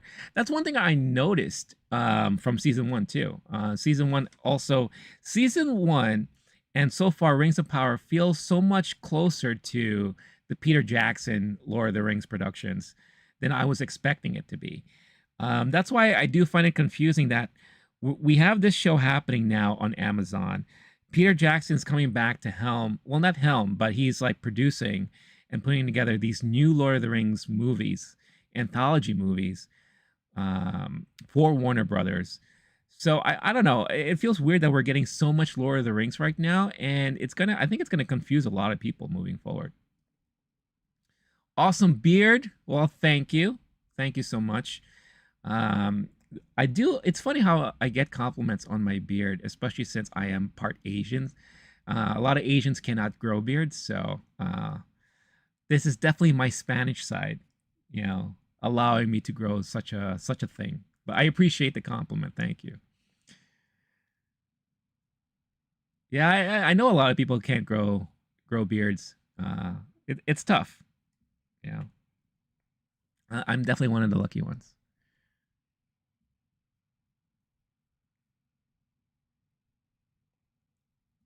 Do I have a top 10 movies of all time? I think if I were to go into that now, I would be here talking about that instead of the main topics for the next 2 hours. I can tell you right now, if you are familiar with Letterboxd, they always ask what your top 4 is. So right now, I will say my top 4 as of right now, and this could change anytime because I just have so many loves and passion for movies. Currently, my top 4 is Lost in Translation, the 1994 Crow movie, Clue, the comedy from the 80s, and Empire Strikes Back. You could add in there the original Back to the Future, which is kind of like a perfect movie in itself. I love the original Godfather. I might love Godfather 2 more than the first one. 7 is a fantastic movie. I love Twister. The original Twister, I think, is like the perfect disaster movie. It has everything for everybody. There's just so many. I can just go, back and forth and all that. But for shits and giggles, why don't you put into the chat some of your favorite movies so I could see what you're into. Caleb saying, I did hear that season 2 put a lot more care into, is that connectivity? Amazon did pick up the TV rights to the Silmarillion between seasons, so there's a lot more they can pull from that now. Simon Token also joined as a consultant for season 2, and they've got that going for them. Well, that's good to know. Hopefully, it's something that can turn itself around for people who were turned off by season 1. So I'm hoping that at least things can turn around for viewership. Because if they can't improve on viewership for this season, I don't know. They spent so much money on the series and the properties and the IP that it may be a tremendous bust for Amazon. But hopefully that won't be the case moving forward. Excuse me, guys. Sorry. That's what happens when you talk a lot and you drink a lot of coffee. All right. Let's get into my review on the latest movie, Speak No Evil, starring the great James McAvoy. I'm so excited and dying to talk about this movie. But before I do, awesome picks. Thank you, N187. My top 5, Independence Day. Oh, you know what? I need to take this down because I have a funny story to share with you if you haven't heard it yet. The Matrix, Dazed and Confused, Trading Places, and Drive. I just saw Drive for the first time last year. Fantastic movie. Fantastic movie. I can understand why the character that Ryan Gosling played is very iconic for a lot of people. So great movie. I think it's an underrated movie too. I think more people should watch that movie. Trading Places is such a classic from the 80s. I love Eddie Murphy and Dan Aykroyd in that. Dazed and Confused, another classic from back then. The Matrix, you can't beat the sci-fi elements that we were treated to for the very first time when that movie came out. Independence Day. All right. So I saw Independence Day in the theater. This came out, I want to say 1995, 96, maybe, right? I went to the opening night with a bunch of high school friends of mine. This was a year after I already graduated from high school, but I still kept a lot of friendships from people that were still in high school from the previous year. And imagine 3 rows of high school kids, all of us, watching Independence Day for the first time. And we were loving it. We were eating it up. It's the perfect summer blockbuster type of movie, right? Towards the climactic ending, right? You know, the whole thing of, here he comes, the bumbling drunk guy about to save the day, flying his airplane directly into the ship. Like, hey guys, remember me? I'm back. Right when that was just about to happen, movie stopped. Projector turned off and all the lights went up in the room. And we were like, what is happening right now? None of us knew what was happening until we saw ambulances outside and people coming in. Apparently someone in the last row was having a seizure. I think all of the excitement and all the lights and everything just heightened things up, and some guy broke out into a seizure. So they had to stop the movie, get the ambulance, stretcher this guy out, and we were just stuck sitting there for like a good 20 minutes. And after 20 minutes, and after we all learned what was happening, we had the option to leave, but we're like, we got to see the end of the movie. We got to see what happens.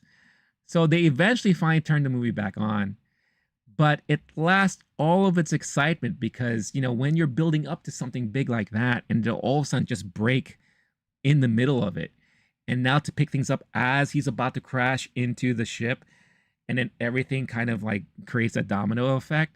We're like, oh, okay. Oh, that's great. But we weren't as pumped up and excited as we were before. So that was very unfortunate. But I still enjoyed the movie, but it's that lasting memory I'll always have watching that movie in the theater when that happened. So it's definitely an interesting story. So anytime I hear Independence Day, I always remember that story. So yeah. But great movie. Caleb says, Amazon originally only had the rights to the appendices of the Lord of the Rings books, which did not go into too much detail about the Lord of the Rings or the Rings of Power, so they had to improvise a bit. Well, that could explain, I guess that's one of the troubles, like especially like Game of Thrones, that they're experiencing right now, when they're creating content off of books that currently don't exist. And I know George R.R. Martin is like complaining about his disappointment with House of the Dragon right now and how, you know, the ending of Game of Thrones happened. But at the same time, dude, we're waiting for your books, man. I've never read them, but I could only imagine if I was a huge fan of these stories and it's taking years and years and years for the next versions to come out. Instead of complaining on Twitter and all that, why don't you freaking sit down and write the damn book? I get it. Writer's block is a major thing. I suffer from it all the time. But you gotta freaking just sit down and do something, dude. Like you're keeping your fan base chomping at the bit in anticipation for your stories to come out, and you're not doing much for anything. So it's very disappointing. Gorilla Fantasy. Oh, what's up, Gorilla Fantasy? I just talked about you the other day when I was doing my 10,000 subscriber celebration stream. I said, like, you were definitely one of the ones that were a big part of it as being a supporter and all that. So hope you're doing well. It's been a while since I've seen you. My favorite movie in 1995 might not be my favorite from 1995 because I'm a different person now. That happens. That happens. Movies that I used to like back in the day, when I watch it now, I'm just like, doesn't really ring as well to me as it used to. So yeah, I that happens to all of us. So, but what movie is that? Is The Last of Us TV series worth watching? Definitely, definitely.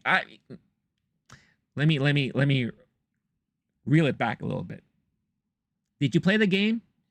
If you played the video game and you liked the video game, then you may appreciate what they did with the series here. Some people were complaining a little bit with some of the small changes they made, but they also elaborated on certain things. And it was the elaboration that I think really, really helped with the series as a whole. If you've never played the game, then I still think it's worth checking out because the story in itself is fantastic. And Pedro Pascal is great in the role. A lot of people give a lot of crap to the young actress who was in Game of Thrones. I forget her name right now. But she does a really great job as Ellie. She may not be the Ellie you envision, but give her a chance because her acting is fantastic.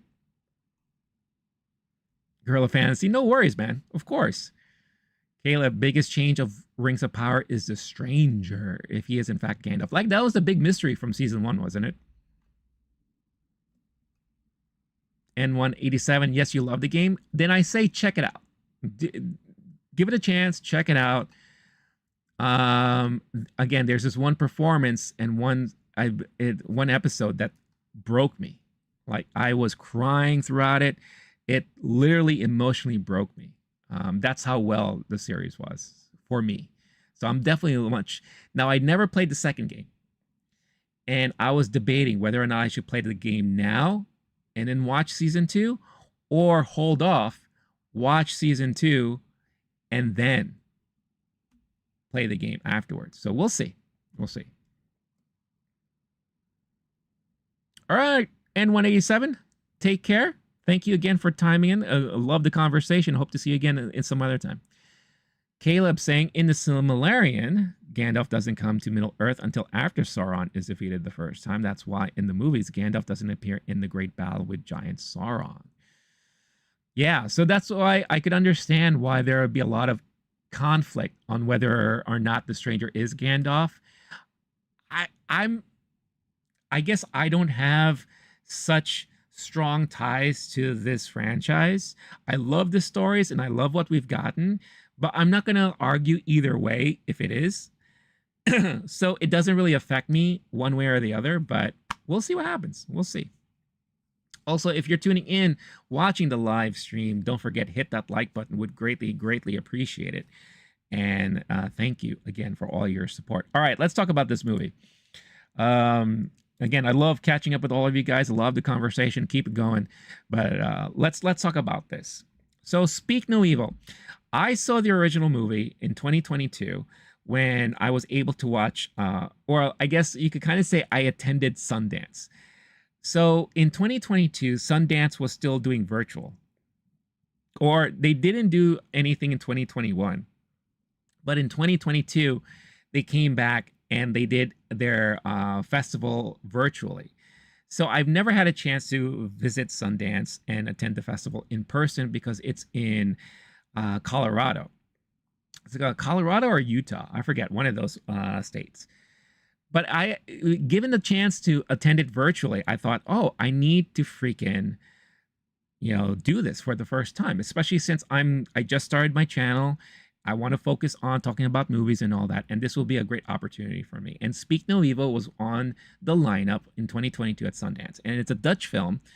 And it was definitely one of those movies that was very bleak and depressing, very foreign. So if you're not familiar with kind of like these Nordic storylines, I like to compare it to the A24 movie Lamb, where it's just kind of awkward and weird, and you can kind of tell like there's some weird messaging going on here.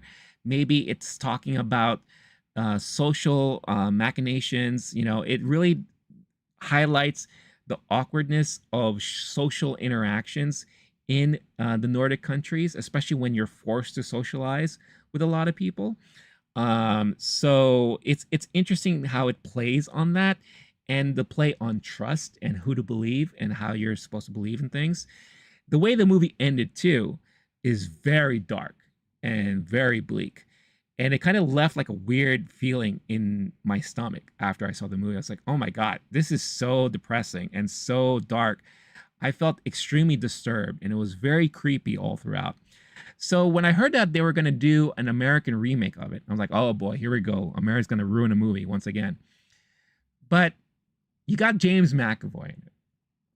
And if you loved James McAvoy's performance in any movie that he's done, especially in a movie like Split, where he was able to transform into all of these different personalities, then you're going to love his performance here, because James McAvoy gives one of the best performances I've seen this year so far. He is like charming, but also very creepy and disturbing. And you see his transformation from when you are first introduced to him in the beginning of the film, which he's kind of like like in a way, a very outspoken, eccentric type of personality who you could tell he lives by his own rules, and that's kind of like how the family is. And his transformation towards the end of the movie, where he just looks like a monster. He's like this psychotic beast of a monster. And I mentioned earlier in the stream, like when I saw this one particular moment at the end of the movie, as he's walking towards what's about to happen, he looks totally different than when we first saw him in the beginning of the movie. And I remember I yelled out and I pointed to the screen. I'm like, look at that beast. McAvoy's a beast. And he really is a beast. And he's excellent in this movie. And they made subtle changes in the Americanized version of this film, where you kind of it's kind of more, I would describe it as the victim family is a very uptight, typical American family, that they are very passive with things. And I guess it's more of like an East Coast mentality. They don't speak up a lot, and they have problems intercommunicating with their feelings and all this kind of stuff, like things kind of similar to how the original film was. But they also put a lot of emphasis on the kids. I feel like the kids drive a lot of what's happening in this film. The big reveal that happens in the movie is discovered by the children, right? They're the ones that are kind of like, you know, letting the adults know what's really happening here, and that's what kind of like changes and it gets things ramped up and going in the third act. The first two acts are very similar to the original movie, but the ending is different, completely different. And I could see that they definitely changed things for a more American audience. The tone of the movie feels definitely more thrilling. I found myself getting very anxious and wondering what's really happening as we were getting closer to that third act.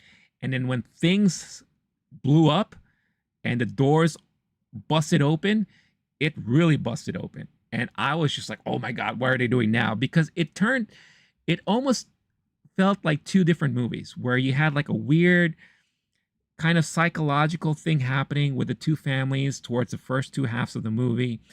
And then it turns into like this chamber movie, almost reverse home invasion kind of thing like that. And you're not sure what's going to happen. Are they going to get out? Are they going to escape? You know, are they all going to, you know, meet their doom? And it ends on a kind of satisfying, hopeful note where the good guys win at the end of it. Very different from the original movie. I'm not going to explain too much yet as to what happens or what the main differences are, but I found myself enjoying this movie more. And as I was talking to Scorched earlier in the stream about it, it's a more digestible movie for a more American audience. Because if they kept the same ending as the original Dutch movie, I think it would throw a lot of people off. And I think a lot of people would be extremely disturbed by the movie in general. Here, it's almost not typical, but it is one of those endings that we would expect from a movie like this. But it was satisfying. And it was very hopeful. And in a way, you're kind of like, yes, they did it, kind of thing like that, right? And yeah, and at the end of the day, I actually enjoyed this version more so than I enjoyed the original 2022 Speak No Evil. Not to take away from that movie, though, because there was some things in that movie that I did like and I did appreciate, especially when it dives more into the creepiness aspect of it all.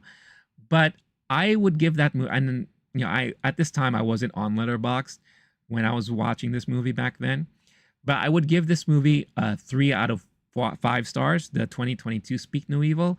Speak No Evil 2024, I give it 4 out of 5. Major point of that is James McAvoy. Again, his performance is brilliant. Everyone else was pretty good too. I mean, Mackenzie Davis, who I'm not so familiar with, did really well. The Scoot McNairy plays this kind of lost man who's maybe his manhood is being taken away from him.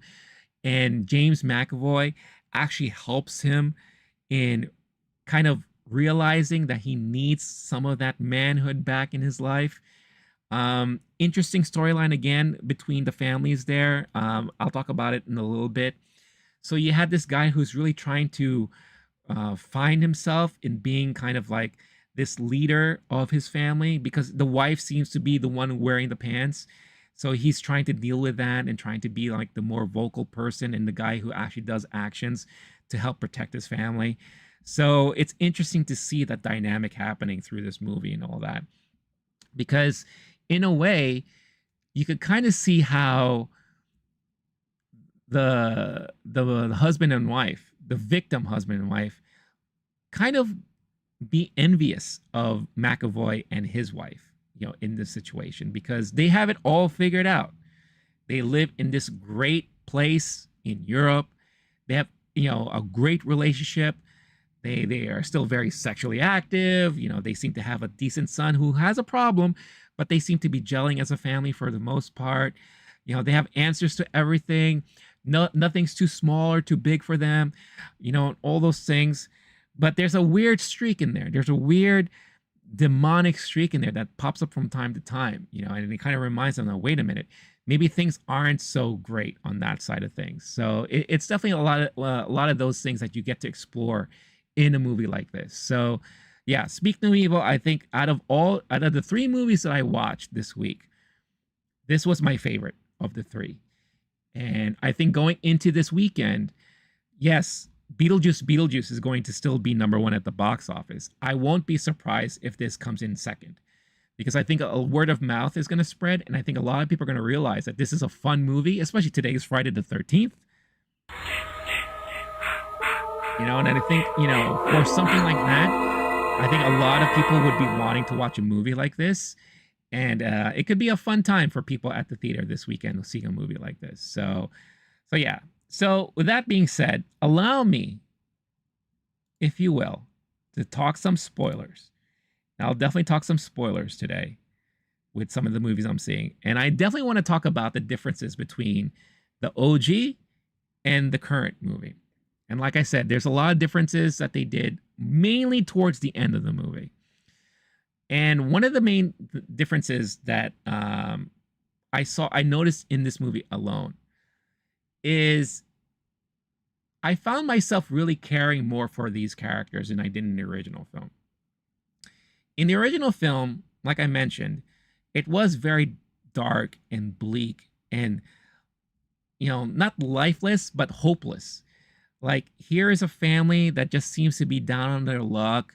Things aren't working well. They're hoping to kind of rekindle themselves, maybe through the purview of this new family that they have a friendship with, and then all things went to hell afterwards, right? And they found themselves entrusting in the wrong people.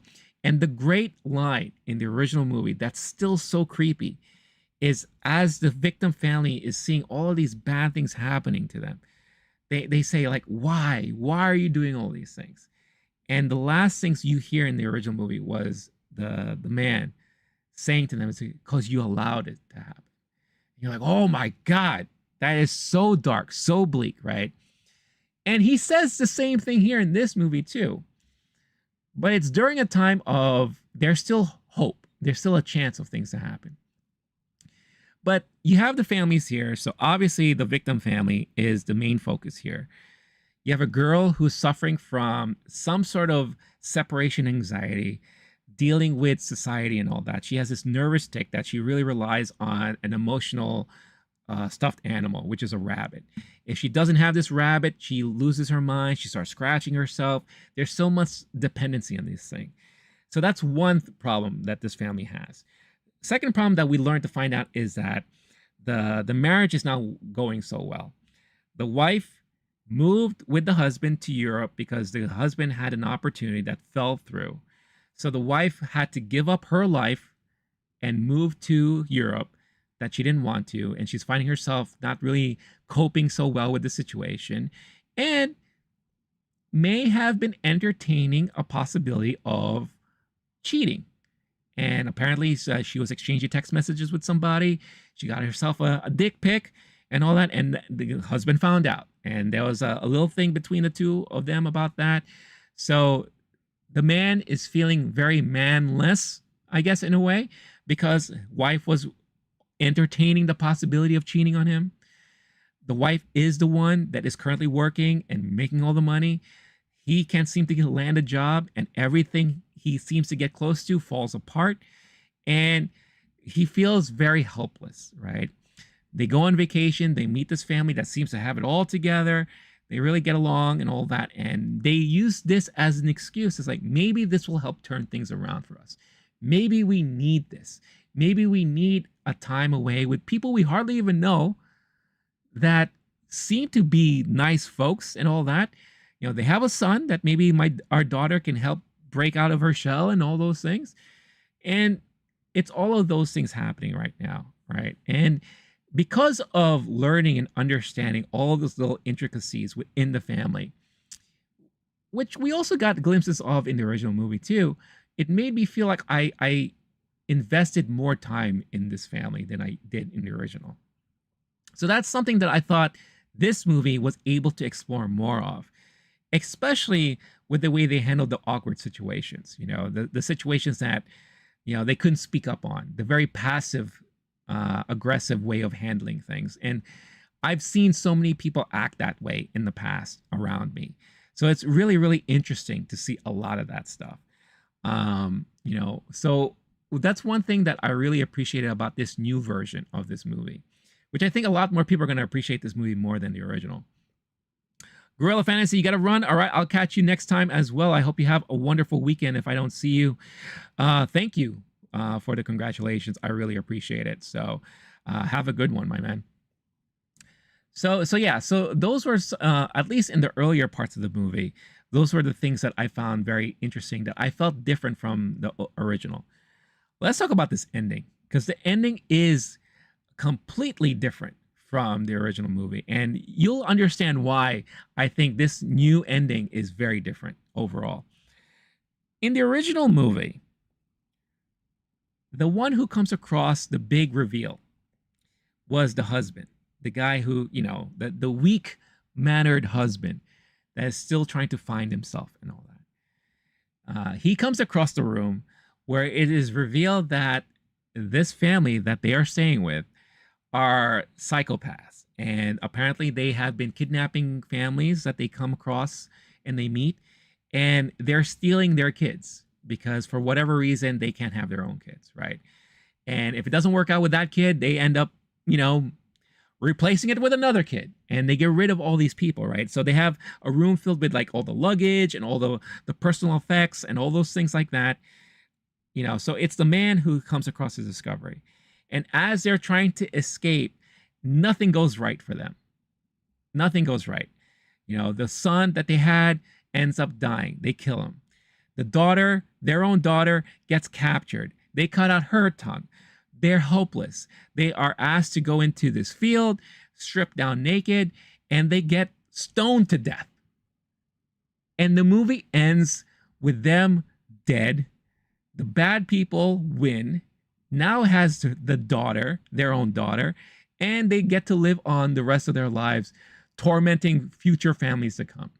So it's a very bleak story. Very it left like a weird feeling in my stomach when I saw it the first time. And I was like, man, I'm in a bad mood now. I think I need to watch a cartoon or something. Very, very, but it's a very European, very Dutch type of filmmaking, I think, in a way, where in those type of movies, that's like a very interesting way to end things, right? And the way they handle the relationships between the families and all that. In this movie, again, with the great James McAvoy, the kids are the ones that lead most of the way to the revelations and all that. The boy is a little bit more active, and he's, throughout this whole movie, he's hinting to the girl that there's something amiss here. He's trying to show them a watch and the insignia on the back of the watch. And he's like, along the way, you learn at the end of this movie, this is not these people. This is not these people. And he's trying to kind of teach them and point them in the right direction and all those things like that. And then the big reveal, again, same room or same type of room with all the effects of everyone. It's the boy that leads the daughter to that room. And they come to the revelation of, oh my God, this family is psychotic. This is not even his parents. His parents are no longer around because they got rid of him and all these things like that. So it's the daughter that's trying to communicate that to her parents. Her parents find out what's going on, and now they're trying to plot a way to escape from these guys. And along the way, you can tell McAvoy and the wife, they're onto them. They're like, okay, these guys, I think they know what's happening here. I think they're catching on, and we need to act now. And what's funny too is like they have another friend who owned like kind of like a restaurant, like an off the beaten path restaurant, like a kind of like chef's table type of situation, who's in on the game with them. So they invite this guy to come over. So now it's not only McAvoy and the wife trying to get rid of these people, but also their friends. So you have three people going against, three like crazy psychotic people trying to going against this family. And this is where it becomes a reverse home invasion thing, where they lock themselves in their home. All of these guys that are trying to kill them are outside, and they're trying to get in there to get rid of them. And you know, I don't know if they want to keep the boy or if they want to keep the daughter. But the way it all started too is as they were about to leave, when things looked like they were able to get away, they just throw the boy in the damn lake. You know, they're about to drown him, you know, and all that. And then of course the dad couldn't, you know, go on to live the boy drowning. So he goes out, saves the, you know, the drowning boy. And that's when they capture the family. And then this is where it becomes like a big thing. And it looks like they were about to win. But then because of some cleverness, you know, the wife had like a box cutter in her pants, was able to slash McAvoy in the face. The daughter had like this like syringe that she held on that's going to come into play later on. They were able to fight their way out of things, right? And that's basically what happens towards the end of this movie. It becomes a big battle of, can we outlast these people, make our way out of the house, and run for the hills, right? And that's basically what's happening here. And slowly they do, right?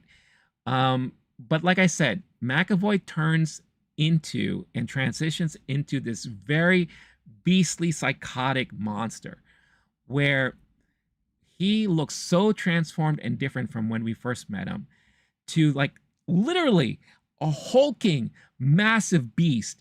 And I said it before, McAvoy is great at playing characters that change, that he can change in a heartbeat and all that. And this dude was just, he must have like pumped weights like the morning of the filming for these scenes, because he was jacked up, man. And he's like breathing heavily, and he's going nuts, and he's like really out to get these guys, because as they're fighting their way out, they're taking each person out one at a time. The friend catches it, the wife eventually catches it, and as they're about to leave, you know, McAvoy comes and sees his wife dead on the ground. It's like, oh, she's my lifeline.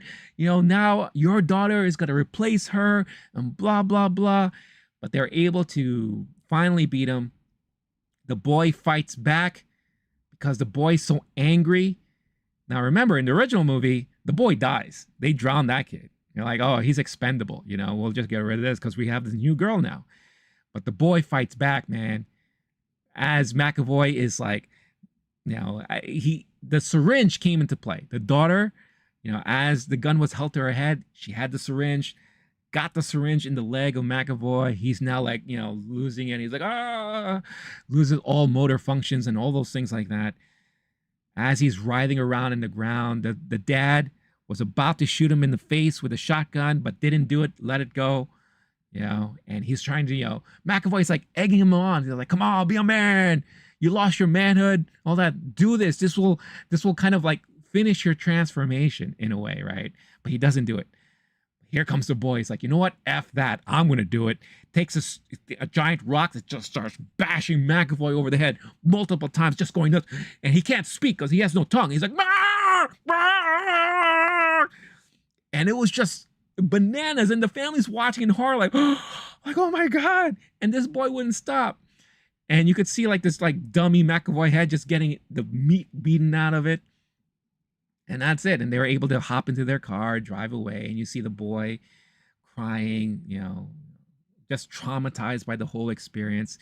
The daughter who always relies on this damn bunny, giving the bunny to him because I think she realizes, I think he needs it more than I do now. So in a way, she kind of got over her thing because of the trauma of all these things. Maybe now the marriage is saved because of this shared traumatic experience. But it ends on a hopeful note. They escaped. You know, the boy was saved. And then hopefully they can go to the authorities and say like, oh my God, the psychotic family in the middle of the woods in Europe, they've been capturing families and doing all these crazy things and blah, blah, blah. So it ends very hopeful. I think it's going to gel much better with American audiences in the original movie. But I will say this. If you watch Speak No Evil this weekend, I do still highly recommend you check out the original film. Because you get to see where a lot of the inspiration comes from. You get to see what they borrowed from that, or what they transitioned from that, and what they didn't. And it's going to give you a different perspective on how storytelling can be very different based off of what, as a director and as a filmmaker, what you decide to put focus on, right? And the way they kind of trail it based off of the culture of where the movie is going to be shown. Because again, the original Speak No Evil probably would speak better for like a more Nordic culture, a more European culture. And then you have this that most Americans, or those who are very much familiar with Americans, can easily digest and relate to. So yeah, so it's a different dynamic altogether, but I love this movie, this new version. Again, if it wasn't for McAvoy's performance, I think it would be also a 3 out of 5, just like the original. But McAvoy pushed it way over the top for me. So I really highly recommend this movie. If there's one new movie you want to go to the theaters to watch this weekend, then I highly recommend Speak No Evil. So yeah, so that is my review and thoughts on Speak No Evil. I'm curious if this is a movie you're all planning to watch. If this is something you're interested in, definitely let me know in the comments. I would love to hear all your thoughts and all of those things. All right. Next up, another, again, because of the day.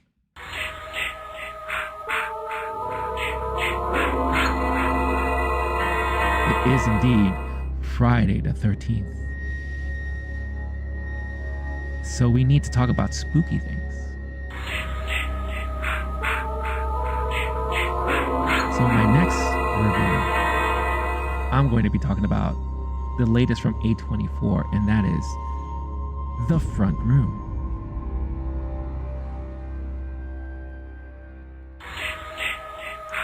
What's going on, Mariana? Hello back. Oh my gosh. I'm getting haunted. I hope you're doing well. Thank you for tuning in. Thank you for saying hi.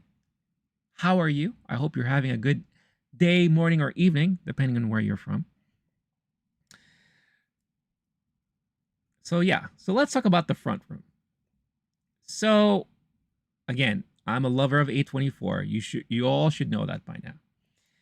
And anytime a new A24 movie comes out, I'm extremely excited for it. So when this movie came out and I saw the trailers for it, I was like, oh, this definitely looks like one of those like weird, kind of disturbing A24 movies that I really thought was going to be a movie that dives deep into religion and how those who are obsessed with religion can really like affect other people. And I feel like it was definitely going to be like a thriller horror movie in that essence. When seeing this movie now, yes, it does play into it, but it's very different than I was expecting. Mariana wants, what kind of geek are you, based or woke? That's a very interesting question. So first of all, let me say this. When it comes to being a geek, I love movies. I have a passion for movies. I love pop culture. I have a passion for pop culture and all those things. I love TV, video games, you name it. I love talking about those things. Now, this whole woke-based thing, I try not to pay any attention to any of those like categories or those monikers or any of those things. I'm just very honest and truthful in what I think about things. I call things out when I don't agree with them, and I call things out when I think people are going a little bit too nuts about something. So I'm very equal opportunity, right? And that's how I will say. That's the kind of geek that I would describe myself as. You know, like I don't believe in one particular agenda over another. You know, if something is way too, in a way, pushing a certain message, I'll be the first to call it out and saying maybe that's not necessary. And then, you know, if there's not a lot this way, then I'll say, well, you know what? I think more attention should be paid for this or paid on that, you know, so. Mariana Silva says, let me put it this way. Did you like Acolyte, Rings of Power, and She-Hulk? All right. Acolyte, I liked it for the most part. There were some issues with it because of the writing. I didn't like I'll be honest, I didn't like the way Disney treated it. I thought they should have stuck to their guns and they should have renewed it. And if they're not happy with how the story panned out in the first season, get another showrunner in there, get another writer, because there's still a lot you can do with those characters that I really was interested in seeing what they could do. Plus, you introduce a freaking major Star Wars character that now no one's going to know if we're going to see again. So if I were to rate the Acolyte out of 5 stars, I would have given it 3. Rings of Power, I enjoyed the first season, even though it was very slow to get into, but I liked how it ended. I have not had a chance to watch season 2 yet, so I'm a little behind there. She-Hulk started strong for me and then just got too silly at the end of it. The humor was okay, but it kind of lost me towards the end there. And I don't care about who plays what or who's featured in it and all that. But I did think the whole the twerking situation was really silly just because it was silly. Just because it didn't gel with me, you know? But there are parts of the show that I liked, but overall, it wasn't the type of show that I was hoping it was going to be. I thought a lot of the fourth wall breaking was fun, but then there were some things that didn't work as well. So I'm hoping we could see more of that character if it's another season or if she just pops in and out of other things in the future. But that's my opinion on that. So I hope that answers your question, Mariana. I don't know if it does, but I'm curious what your thoughts are as well about any of those things. All right, so the front room. So again, another thing that really stood out to me, and this is something, again, I didn't realize until the movie ended and I was watching the credits, which I always do.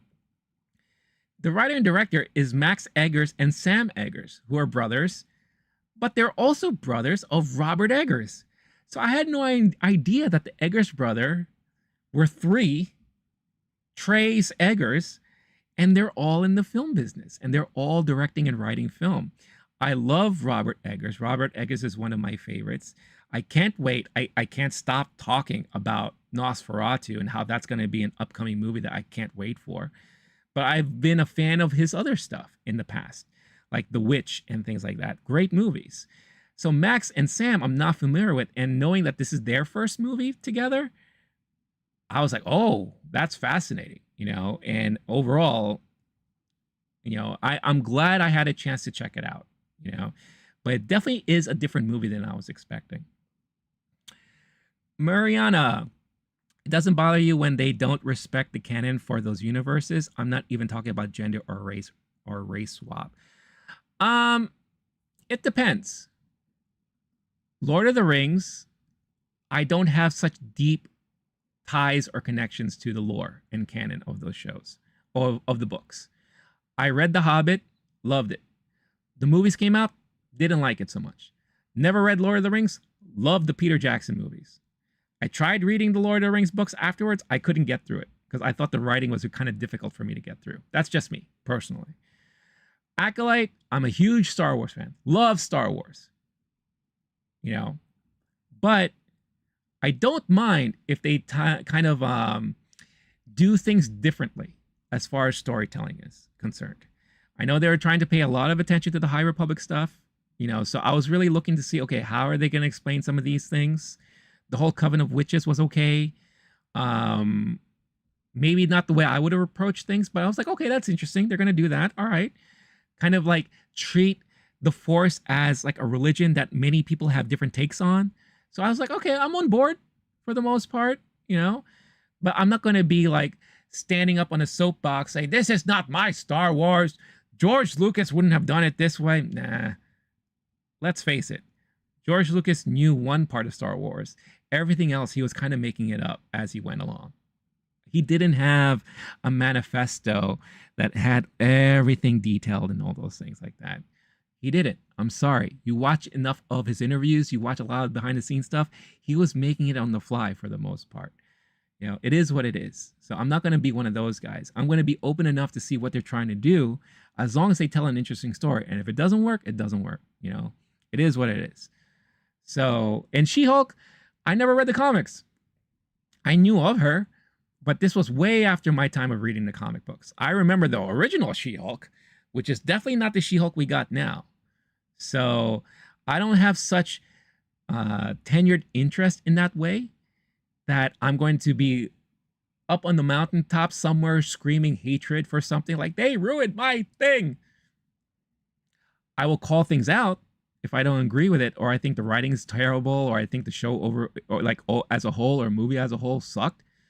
I'll give my 2 cents on those things. But I'm not going to be making videos on YouTube that are going to be lambasting and focus on all the negativity and calling out the head of Kathleen Kennedy and all that. You know, do I agree that maybe she should step back from the creative side of Star Wars? Maybe a little bit. You know, she's a great business person. She's a great producer. She gets things done and she gets people together. She's been doing this in the business way before all of this stuff. You know, if you look back at a lot of the 80s movies that we all loved watching, her name is there as producer. You know, so she knows what she's doing, but maybe creative side, leave it to somebody else. You know, but these companies, they all have their own different problems. Disney has a lot of problems. They don't know what they're doing with Star Wars. You know, Marvel, they're trying to take steps back and redo everything. You know, and I think Bob Iger is telling them, you need to fix this, you need to fix that, or else we're going to have a problem. All of these people all of these studios are trying to figure things out. You know, some are doing it better than others. So, and I'll be the first to say and criticize what I think is wrong with a lot of these things. But at the end of the day, I still enjoy what I do. I still enjoy what I see. I still enjoy what I watch. And I encourage conversation about that. If you like something, let's talk about it. If you don't like something, let's talk about that too. And let's have healthy conversations about it. But I'm not going to be up here on YouTube saying, if you don't think this way, then you're wrong. You have an opinion? Great. It's not the right one. That's not me. You're not going to get that here. All right. So yeah. So again, going back to the front room. I hope I could talk about this movie. Again, I love the conversation, but I want to try to stick to topic here. So the front room, going into it, I thought it was going to be a very heavily focused religious type of horror thriller movie. And like I said, it wasn't. I like to dub this movie as the nightmare, the in-law from hell situation. And it is a movie that featured a lot more feces and urine than I was really expecting. It was definitely not a movie I was expecting going into it. Brandy was good. I thought Brandy is Brandy. You know, like I haven't seen her acting chops in a very long time. But for the most part, she did a decent job. Really, all props goes to Catherine Hunter, who plays Solange in this. And if you don't know who she is, she was in Andor season 1. She played that very overly protective mother, always feeding cereal to her son and telling her what to do and trying to connect him with all the higher ups at the Empire and all that. But she is by far the best thing about this movie. She is so absurdly over the top with a lot of the things that she's done here. And it really is just a movie of her driving this family nuts. And it was interesting too, because I was in the theater yesterday watching this, and I was the only one, because this movie's already been out for over a week. And I guess it wasn't that appealing to a lot of people. But I was laughing my ass off during many parts of this film. I mean, the torture that was brought upon Brandy as she's pregnant, trying to prepare for the coming in and welcoming of her new baby into the world.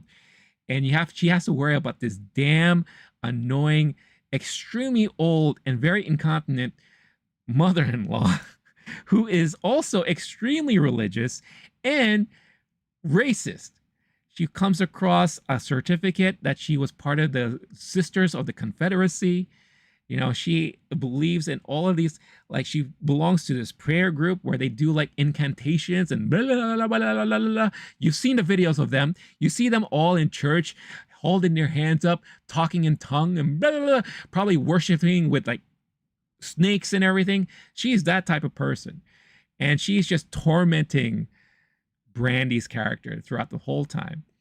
And also secretly trying to get in good graces with her son-in-law, you know, kind of like nurture him and show her that she's the true mom of the house, you know, and really imposing her way into their lives. And Brandy's just having to deal with all this and fight back eventually towards the end.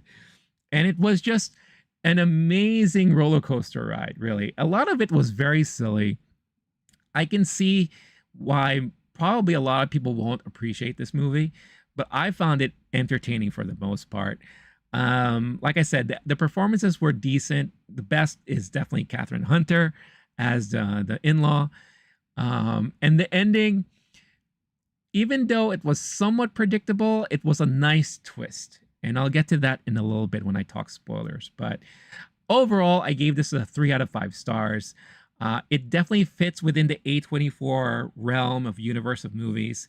Max and Sam definitely hones in on their absurd love of psychological horror and thriller, very much like their other brother, Robert. I would love to see a movie. Now, apparently they've been helping Robert do a lot of his films too. So, but it would be nice to see like a triplet of a movie that is directed and written by these three guys and them working on the same film together, because they definitely have similarities. So I'm very curious as to what Max and Sam are going to do in the future.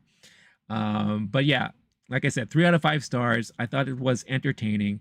There are parts of it that was slow and kind of dragged, and other parts that I didn't gel so well with. But overall, I was thoroughly entertained, and I think some people would appreciate a movie like this. But let me get into spoilers, because I need to talk about some of the things that happen in this movie, if you would allow me to do so. So the major twist here that happened in this movie is that, yes, religion plays an important part, but there wasn't this supernatural religious element. Maybe there was a little bit when it comes to the birth of the baby, because one of the interesting things is that, again, you have a mother-in-law that is supreme religious and wants everything done the right way. You know, when they first found out as to what they were naming their baby, she's like, oh, no, let's not do that. And she starts doing this like incantation and like talking in tongues, holding the stomach. And then she was able to somehow hone in on the spirit of their death baby that they had before. Because we come to find out that this family once had a son that passed away. I think it died of, what do you call that? Infant death syndrome. I think that's what happened there. So this is their second chance of having a child, right? And she's like, oh, she's like honing in on the spirit of this other baby. And it's like, oh, the name should be like this. And then they find out that the name is like Laurie or Lawrence or something. And so they decide to change the name to Laurie, right? And it's like, oh, it kind of grew on me and all that. And because of that, you see the mom, you know, trying to like weasel her way into the family, and she wants to take care of the family, but she also wants to set her foot down and say like, I am the mom of this household, and that is my goal here. So what does she do? She uses her abundance of fortune and she pays the whole mortgage of the house. She brings in and buys all this new furniture. You know, she's staking her claim in everything. She has her church group come in, they do prayer sessions, and she's really driving Brandy nuts throughout this whole movie. But at the same time, whenever Brandy tries to call her out on her stuff, she plays the old card. And she's like, oh, help me. Oh, I just shat on the bed. Oh, I can't keep my pee in. And all this, like, oh, help me, bathe me. And then the minute she gets babied, especially from the son, she just looks at Brandy with a big smile on her face. And she's like, I got my way. I got my way. So it's a lot of the cat and mouse back and forth kind of thing, which is like really hilarious and all. And it gets to the point where she almost gets the son on her side, to the point where the son is accusing Brandy of hurting their own child. But she's like, no, I would never do that. It's your mom. And what I did appreciate is that it didn't go full on 100% that route. It didn't go on the route where in most cases you would expect that son sides with the mom 1000%, and now it's Brandy versus the world, right? It didn't really happen that way, which is a good thing. And you know, you really got to the point where, all right, they realize the mom is nuts, but at the same time they kind of have to respect her because she did help pay for the mortgage and all this, and plus she is still a stepmom, right? But then out of nowhere, the mom dies at the end. And that's like a huge sigh of relief, right? And Brandy's like happier now. And then they do a time jump after the death happens, right? And it's so funny too. There was a one scene where they're cremating the body of the mom, and you just see Brandy looking at the fire, smiling like, oh, I don't have to deal with this nightmare anymore, right? They do a time jump. You know, Brandy's interviewing for a new job. She's pregnant again, this time with twins. So that kind of curse that they had with their original baby is kind of lifted because now they have their daughter that's growing up. They have a pair of twins on the way. Husband's doing well. They love each other. And it's during the job interview when they're saying like, oh, your story is so fascinating. You know, you're dealing with kind of raising a child or giving birth to kids and dealing with an in-law. Like, how did you deal with all those things and everything? And then they flash back, and they flash during a moment where the mom is in bed screaming out, help me, help me, help me, right? And Brandy shows up to help, but not in the way she wanted to. And Brandy actually smothers the mom. And that's how the mom passes away. Because we come to learn that Brandy sleepwalks. And she has like a lot of these weird dreams and weird visions in her head. And it intensified the moment the mom was there. And somehow, during one of these sequences, and Brandy is aware of this because she's recalling it as she's being interviewed, but as if it's like awoken in her. Oh, I did that. And I was the one that kind of put the end to the mom. And she's like, you know, honestly, I did what I dealt with it. I have no regrets. And they have the song No Regrets playing in the background. And as she was driving to the interview, she's singing along to the song in the car, no regrets. Because at the end of the day, she has no regrets for how things turned out for her. And that was the interesting twist at the end of this movie, is that she was the one who ended up doing the bad deed and putting the end of the mother-in-law. And I thought it was kind of like a quirky, you know, kind of brilliant way to end a movie like this. And yeah, like I said, it's definitely a different type of movie. I appreciate it for that.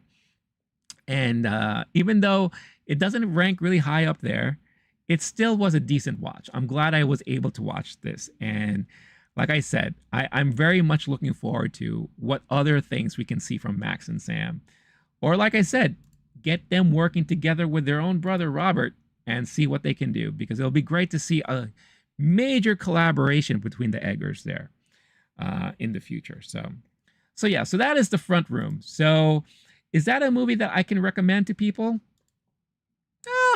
Maybe. Yeah, I'll definitely give my thoughts. I would say if you're looking for something different, check it out. If you ever have experienced living with in-laws, then that is a movie that maybe you may want to check out or may not if you still currently live with them. Because there's always that typical nightmarish situation of living with in-laws. And this definitely heavily plays on that. It's like the tormenture and the nightmare situations that people do not look forward to with the possibility of living with an in-law or having an in-law move in with them. So yeah, it definitely plays on a lot of those different types of tropes. And just seeing Brandy tortured throughout the whole film was just very interesting and cute to watch. Cute is maybe the wrong word, but it was just really interesting to see her have to deal with it all. So yeah, all right, so that's The Front Room.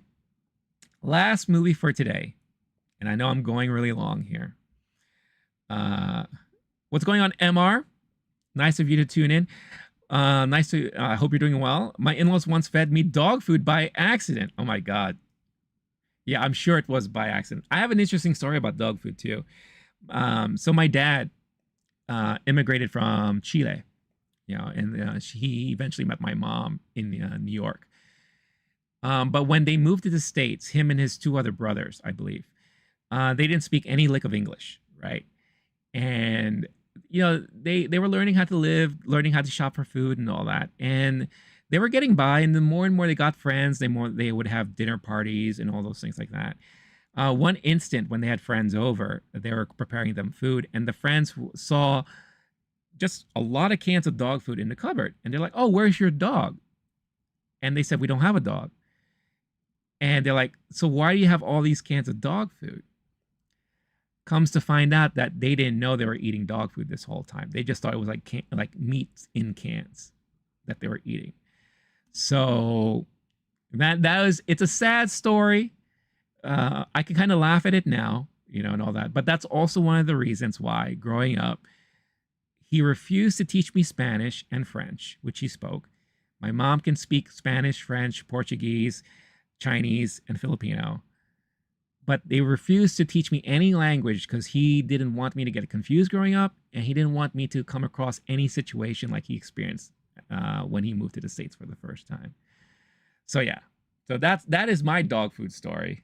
It's kind of like a bummer, but MR, if that's true, that your in-laws once tried to feed you dog food, I'm so sorry to hear that. And maybe this is a movie you should watch because it's definitely an interesting one about that.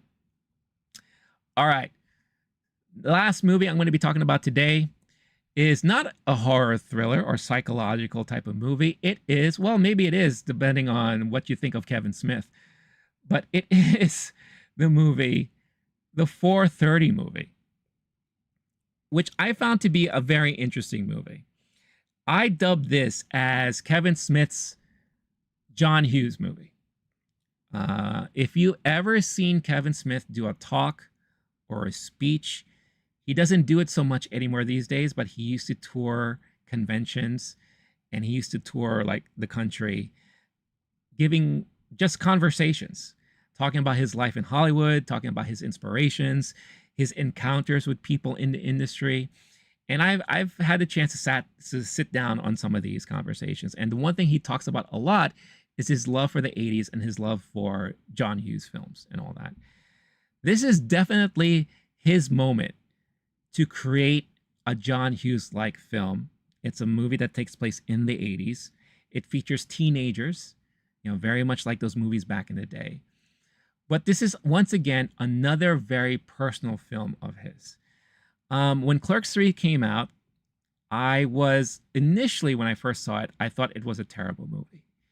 Because it was a movie that really was more about Kevin Smith than the actual characters of the film.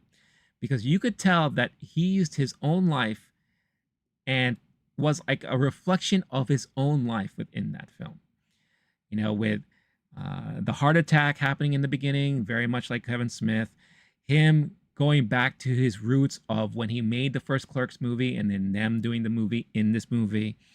You know, just like all of those things happening. But when I watched it again recently, I learned to appreciate it more so, now understanding where Kevin's life has gone from then.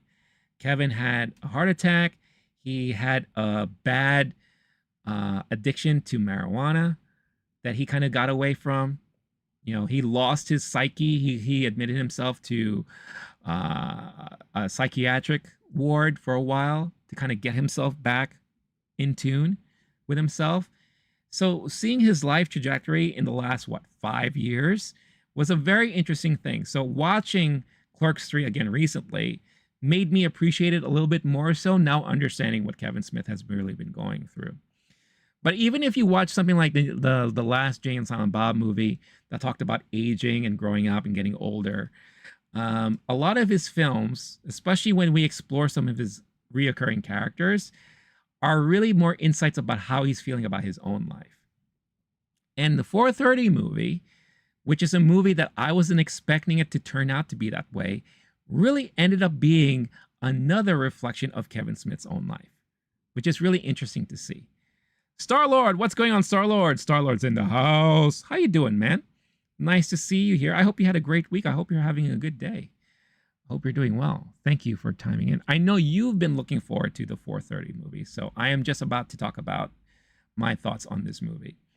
So, yeah, I'll say what I liked about this is the setting.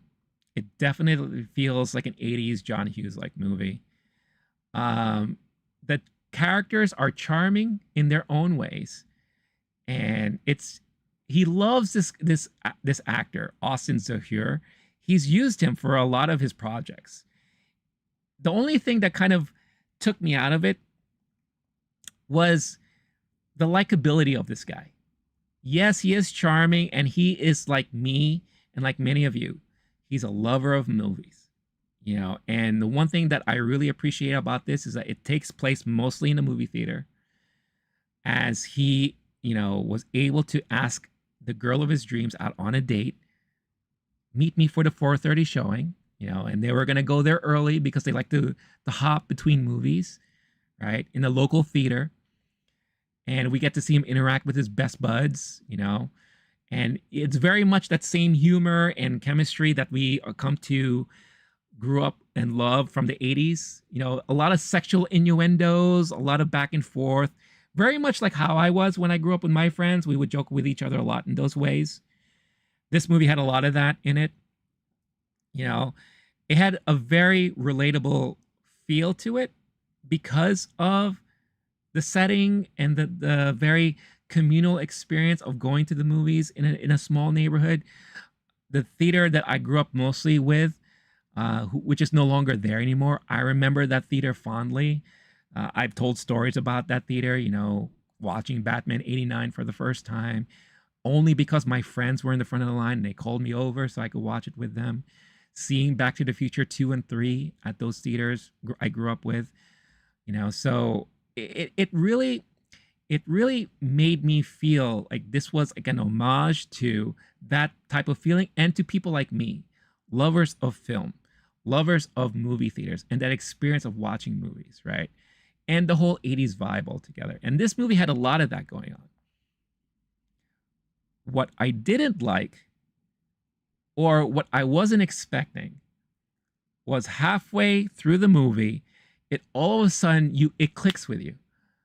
Oh my God, he is once again telling a personal story about his own experiences. Because there's a line in this movie where he's having a conversation with one of the workers at the movie theater who he just learned is a big movie buff like he is. And they're having back and forth about their directors that they like and the movies that they like, and how she's eventually going to move to Rhode Island to attend a creative school because she wants to become a director. And he's like, oh, that's awesome for you to, you know, to be able to live your dream like that. You know, I've never known anyone like that. And she's like, of course you have.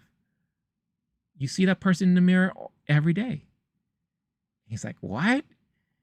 He's like, there are people like you and like us that we love movies for a reason, and eventually we are going to turn around and turn our own stories and make our own stories and tell our own stories. And I'm just like, this is Kevin Smith. I guarantee you this is an excerpt from his own life growing up, and it makes sense because if you don't know the story, there was this local theater in New Jersey that was shutting down. It happened to be his local neighborhood theater. So what did he do? He bought it. He saved it from closing down, and now he runs it. Probably at a loss. I hear he's bleeding money. He's bleeding money from this theater, this venture of his. But it allows him to hold premieres of his films and do festivals and all those things, and maybe rent it out to other people. But he saved his neighborhood theater from leaving for good. And it takes place, again, this story takes place in this one theater, during the 4:30 showing, or at least the anticipation for it. Eventually got pushed into 7 o'clock, and eventually they weren't able to see the movie, but they were able to spend time together, And I was just like, wow, here we go again with another retrospective on, I guess, a moment in time for him. And I wasn't expecting that. And I'm not quite sure how I feel about it. But overall, I thought the movie was somewhat entertaining. No, let me rephrase that. Not somewhat. It was entertaining. It was cute in many ways. It was charming in a lot of ways. He does the typical dialogue-heavy moments, especially emotional moments of dialogue, that some of them worked and some of them didn't. And I felt the parts that lost me the most was when he was focusing so much on the romance between the two young actors, the characters of Brian and Melody, right? They're the ones that are supposed to see the 4:30 showing together. At the end of the movie, there's this long dialogue between them two that I felt lasted too long, in my opinion. I was already starting to lose interest after a while. And it just that conversation happens to lead towards basically the end of the movie. Because as they were like walking off, all happily, now being boyfriend and girlfriend, they say, oh, we could tell our own story like this one day. Oh, you think our story could make a good movie? Yeah, I could picture it now as we're walking here. The credits will roll. And what happens? Credits roll. There you go. So it was very tongue-in-cheek, very quirky, very like meta in a way. And again, it's one of those movies where I don't know how I feel about that. There are a lot of parts of the movie that I did appreciate, that I thought was funny. Ken Jeong is hilarious in this, by the way, as the manager of the theater. There's one actor, Nicholas Cirillo, who plays Bernie, like the older friend of the group. He is freaking hilarious. His line delivery, he reminds me of people I grew up with back in the day. And he reminds me, if you're a Howard Stern fan, he reminds me of Ralph. The character of Ralph. Rest in peace, by the way. Ralph passed away. But he reminds me so much of Ralph. It's crazy. It's so crazy. He's like a young Ralph. If I could imagine Ralph being like this as a kid. But it's nuts. The similarities there. He's really, really great in this. Some awkward casting choices like Method Man with a weird role and all that. But it doesn't take away too much from the movie. But yeah, it was a very, very interesting movie overall. And it does tie into the View Askew verse. And again, I'm about to go into spoilers, but before I do, I would rate this movie 3 out of 5 stars. Definitely not one of his best, but I would say it is one of his better movies in recent years. I actually like this better than Clerks 3, my opinion. At first watch. I don't know how I will feel about this movie when I watch it again, but at first watch, I like this movie better than I did when I watched Clerks 3 for the first time. So, but there are parts of it I had problems with. There really were.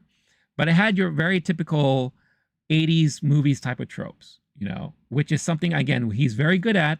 I mean, he grew up during that time. You know, we all did, and so we could pinpoint them and call them out. You know, but the way, and again, spoiler alert for anyone here, there is a credit scene, an after credit scene, post credit scene, and it's a nice little joke because throughout the whole movie, the one thing that I found annoying after a while, it was cute at first, but they did a lot of these things, is that they would make a lot of references for the time period, but they would project how we would react to those same references in present time, in the future. For example, there's a conversation between this wrestler. They idolize this wrestler called Major Murder, who happens to be in town for a show that they're going to do. And Bernie, the older friend, comes across him. They have a nice little conversation, and they say, "Oh man, you know what? I love that Bill Cosby, man. Bill Cosby is an American treasure."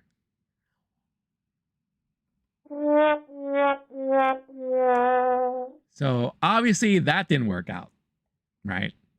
But there was a lot of these like little references that they would do.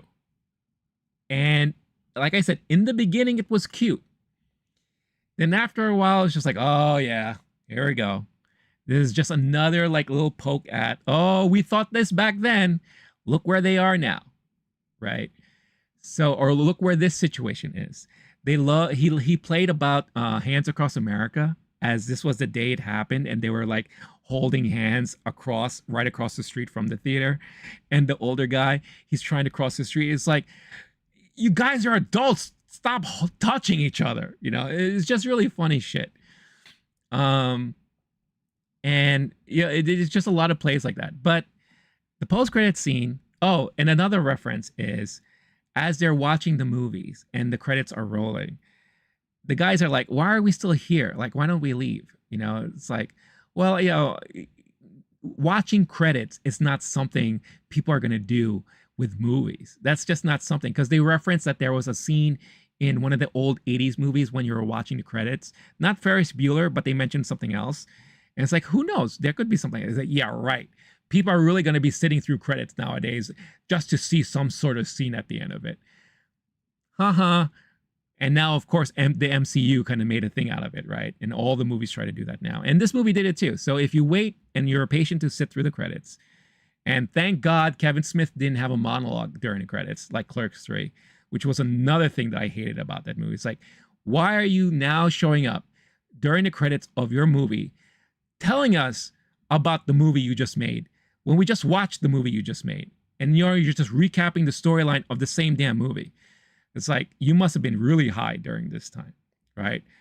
But they kind of, as the credits finish, you see, like, since you waited through all this, we see the kids, you know, the relationship between Brian and Melody are still going strong, and they're all friends. The boys are there with them, and they're asking this guy, is like, hey, have you done it yet? No, he hasn't done it yet. He hasn't built up the courage to dive in there. And it's a lot of sexual innuendos, right?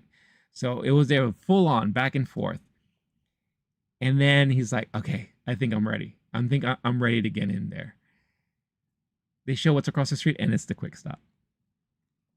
So basically it was him debating whether or not he should apply for a job at the quick stop. And so that's how everything ties in. Once again, it feels like a very personal situation with Kevin Smith. We all know Kevin Smith worked at that same quick stop that he eventually made a movie out of in Clerks. And that basically is the pinnacle of what created his movie career and his rise, fall, and resurgence in stardom, I guess, in a way, or relevance. I don't know. Depending on how you look at it and depending on where in the Kevin Smith pendulum you fall under. But I was just like, womp womp, you know. I was like, all right, well, there you go. And that's a nice way to kind of tie things into this whole universe and all that. Another thing I did appreciate that he did was that during the movies, he loved showing fake trailers. And a lot of these trailers were very like kind of homages to like the campy grindhouse '80s horror trailers that we got back in the day.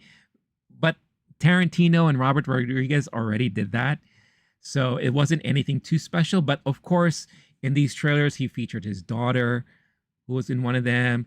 Jason Mewes was in one of it was in the same trailer. So I felt like it was an excuse to kind of bring back some of his buddies to show up in this film. Another interesting thing is that Kevin Smith not only wrote and directed this movie, he did the editing of this movie. And I was just like, oh, that's interesting. I also noticed that Scott Mosier was nowhere connected to this movie at all. So I don't know if they had a falling out or what have you, but that's also something interesting there. So yeah, so like I said, there are moments of charm. I laughed quite a bit in this movie, but there were movies and moments that stood out that I was just like, I don't know about that. This is taking too long. Oh, this is dragging out. Oh, I see what you're doing here. Oh, this is all about you, isn't it? And, then we got that last scene at the very, very end. So yeah. So that is my overall thoughts on the 4:30 movie. Do I recommend it? Yeah, if you're a big Kevin Smith fan, I think you'll get it. You'll dig this. I think if you're a huge fan of 80s and 80s culture and the movies of the 80s, I think a lot of this will remind you of those moments. A lot of the guys that were laughing in the theater with me, they were my age. I heard them talk later on. It's like, I'm 43 and I love this stuff. It reminds me of the 80s and all that. And let me tell you, they're 43, but they look like they're 50. So I guess, thank God, I don't look that old. But yeah, that is Kevin Smith's 4:30 movie. So there you go. 3 movies. Big mega movie review episode. So I hope you appreciate it. All right. Let me get back to the chat here. Star-Lord, I have missed some of your stuff here. So Kevin Smith is cool. Sometimes gives us kids words of wisdom. I think I quit smoking weed around the same time he has. Oh, I didn't know you used to smoke. I still partake from time to time, but not anything like he did. No more 420. Now it's 4:30. Coffee and aspirin for backaches. For the old folks, I still love Cosby. Just keep him at Ghost Dad as Ghost Dad. I don't want Bill to be physical. Look, to this day, I still say The Cosby Show is a fantastic series. It has a lot of great messages in there, and I have fond memories of watching that show. And I will never say anything bad about that show. It's just, unfortunately, I see it now in a different light because of everything that we know about Cosby today. However, if I turn, I go invisible. You're on the fence about what exactly? I'm not sure exactly when you said that comment, depending on what I was talking about at the moment.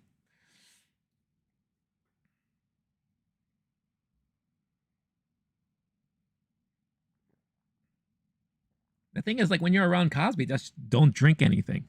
That's how he gets you. He gets you with the booze. Or with the Spanish fly.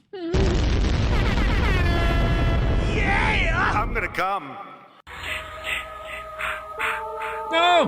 Get away from me! No! Oh, God, no! Ah, get out of my head! No!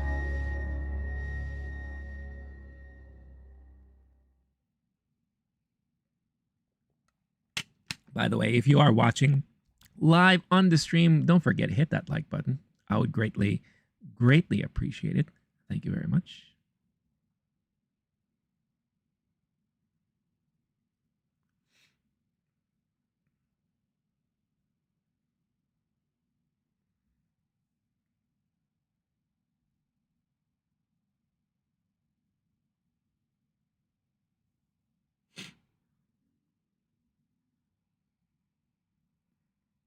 All right, I'm going to be live for the next 5 minutes, so anything you want to talk about, let me know, and we could chat before I head on out for the day.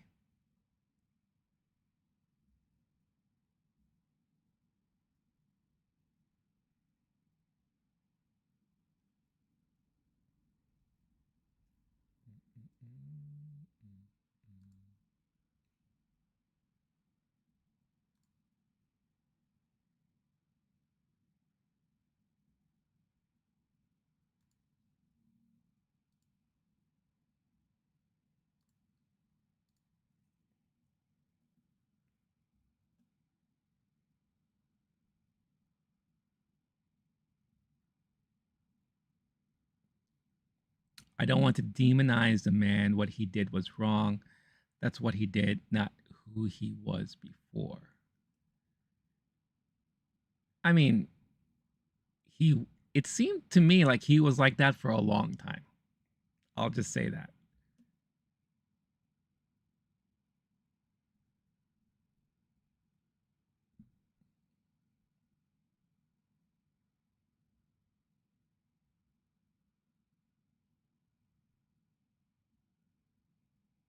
Which is impossible. Which is probably impossible to go back to anyways. Yeah. That's true. It's just one of those unfortunate things where, man, we had no idea what was happening behind the scenes. And now that we do know, it's tragic. It's disturbing. And it's unfortunate. Because he was, not to reuse this phrase that is often used a lot, he was America's dad for a long period of time. Fat Albert, his comedy records did really well. He joked about Spanish Fly a lot. So again, makes me feel like he was doing that stuff back then too. I remember the show he used to have where he would draw things. I used to watch that every weekend morning. Cosby Show, all those things. He did a lot of good stuff. Party people are idiots at the time. It brings out the demon in you. I also think it's Hollywood. Hollywood turns you into a whole different type of beast. Not the type of beast like McAvoy in Speak No Evil, but it definitely changes you, I think. And I think that's one of the reasons too why I never wanted to move to LA. And even though I love this business and I love movies and I love the industry, I don't think I could ever fit in or want to fit in on the whole Hollywood scene. I'd rather stay independent, East Coast independent.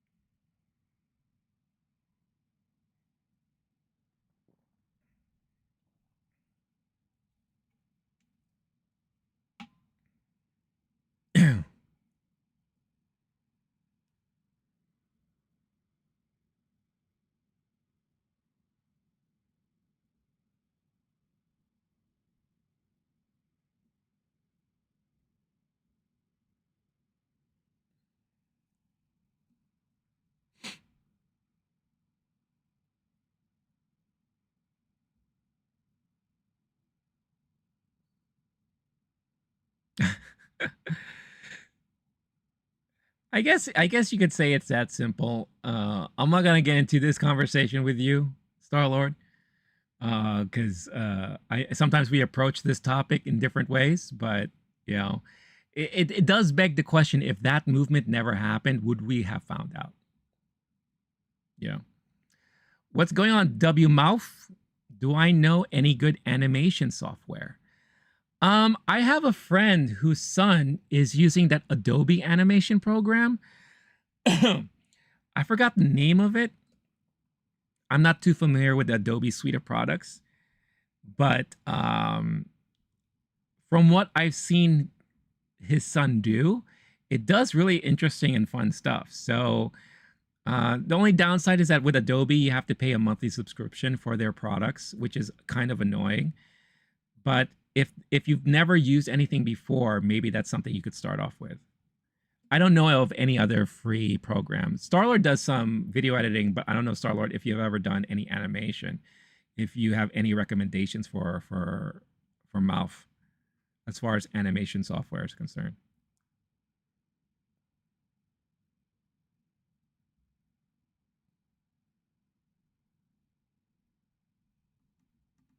What kind of animation are you looking to get into?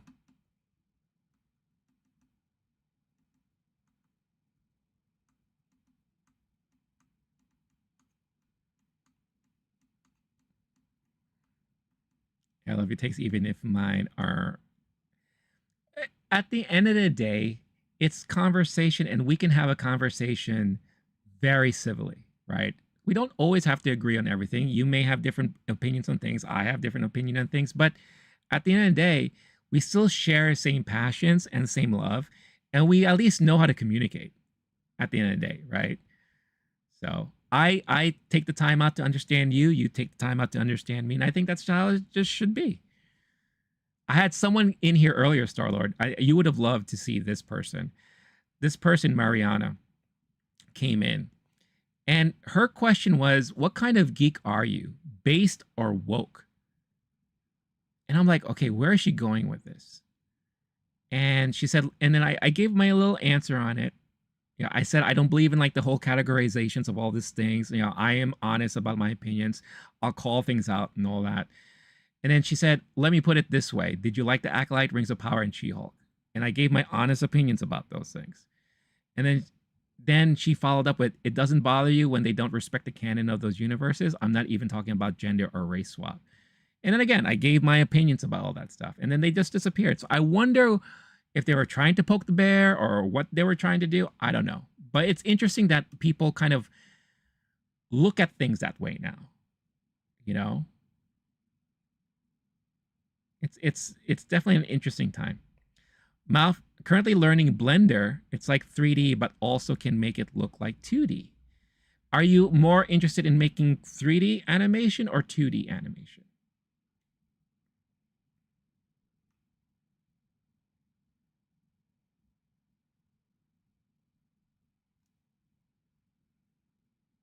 Star-Lord, the show was a big old piece of trash. Yeah, I said, look, there are parts of the Acolyte I like, other parts I didn't. She-Hulk started strong for me, and then it fell apart. Not because of who was on it, or who guest appeared on it, or who was cast for what. It's the writing. And they thought they were being a little bit too smart and cheeky with their stuff, you know? And it just didn't work for me. Rings of Power, I said, I liked how season 1 ended, but I haven't had a chance to even watch season 2 yet. So that's just my opinion. It's not... I don't follow an agenda. I'm not promoting an agenda. I just call things the way I call it based on my opinions. That's it. Now, I'm not going to say your opinion's wrong, her opinion's wrong. I don't agree with that. I've never been one to say any of that. You all know that. So, but I want to talk about it. You know, I love the conversations behind it. I want to know why you don't like something, or I want to know why you really like something. So, and I think you guys give me the same respect. You hear my takes. So.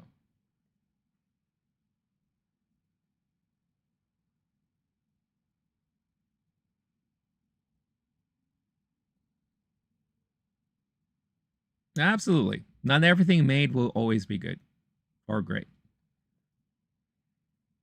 You know, and the one thing I will never do, again, and I've proven this, I think, already. I will never actively shit on anything unless I actually see it myself. You know? I wanted so bad to talk badly about the Rebel Moon movies, but I went, sat down, and I watched those movies first. Was I right? I sure as hell was.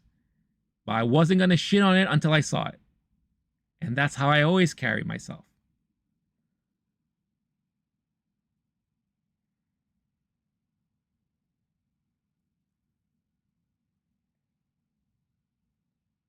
You know, I see trailers that look terrible, but I'm not going to say anything until I actually see it, if I want to see it. And if I don't, I'll just straight up say, you know what? This movie, I don't want to see it. Like this new movie with Dave Bautista that came out this weekend. Was that The Killer Game or whatever? Doesn't look interesting at all to me. That's why I chose not to watch it at all. I like Dave Bautista. I want him to do more things. I think he should do a lot more drama. I think he would be fantastic in drama roles.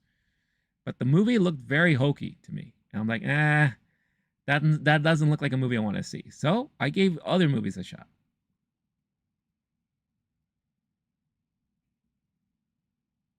So BRB.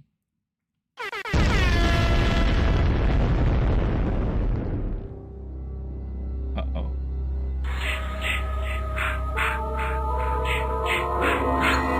Oh, help me, no! They're coming for me. I'm being haunted. And hunted.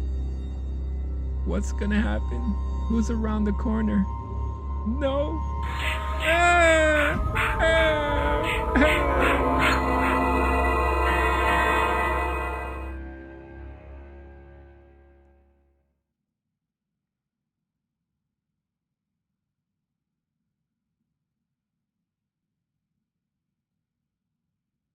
I hope everyone's having a good day today. Again, if you're one last reminder, if you're watching live here on the stream, please don't forget, hit that like button. Would greatly appreciate it. All of us will appreciate it. All of us will appreciate you.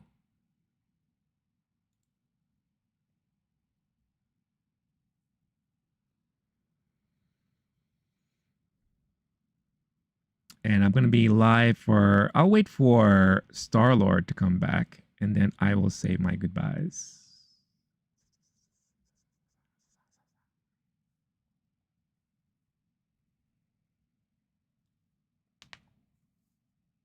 But it was a quieter stream today. I don't know. Look, YouTube hasn't been sending notifications out as well as they used to. On Monday, a lot of people showed up. Today, not a lot of people showed up. I know people are back in school, so that could be playing havoc with schedules and all. It is what it is. You know, again, for those of you who have showed up, I highly, highly appreciate you. Heavily appreciate all of you. Like I said, the next couple of weeks, schedule-wise, is going to be hard. It's going to be tough. It's going to be busy.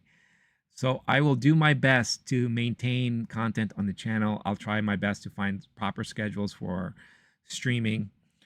But yeah, a lot of stuff coming up in the next month, I guess. Yeah, the next month is going to be tough. Super late in Asian countries, that is also accurate. Also in Europe, it's nighttime. But Mouth, I appreciate you for hanging in there and at least saying hi.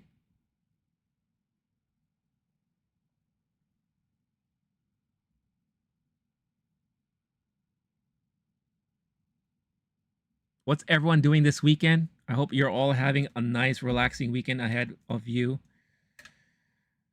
I'm going to catch up with a friend of mine tomorrow, and then it's going to be back to business once again on my side. So busy, busy, busy.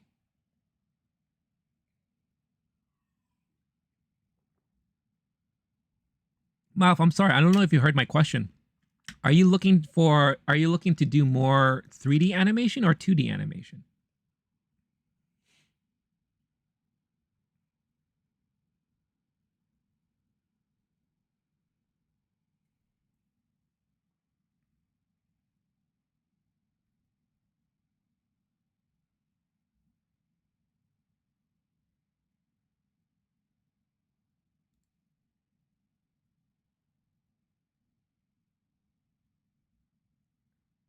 Dun.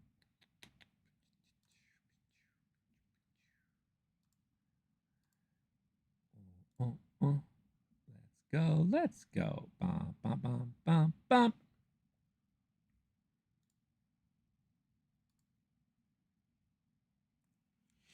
Mal says, I want to do 2D animation, but I suck at drawing, so I want to use 3D and make it into 2D by using models. Okay, that's an interesting approach. I will say this. Wait, hold on. You know what? Let me look it up. Hold on one second.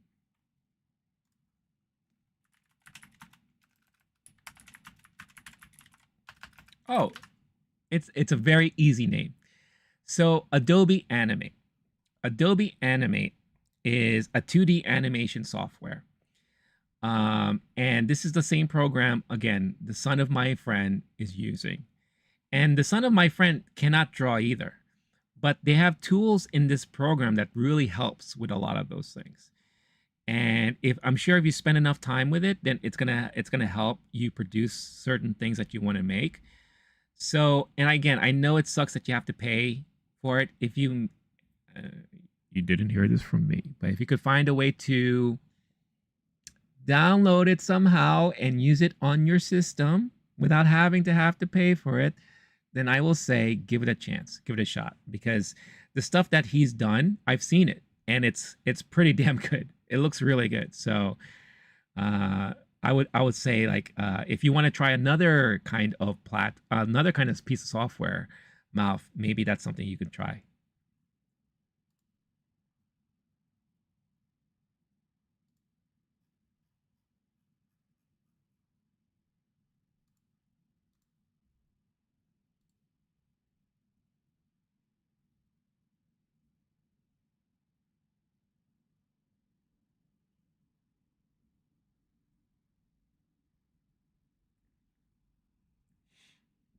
All right, y'all.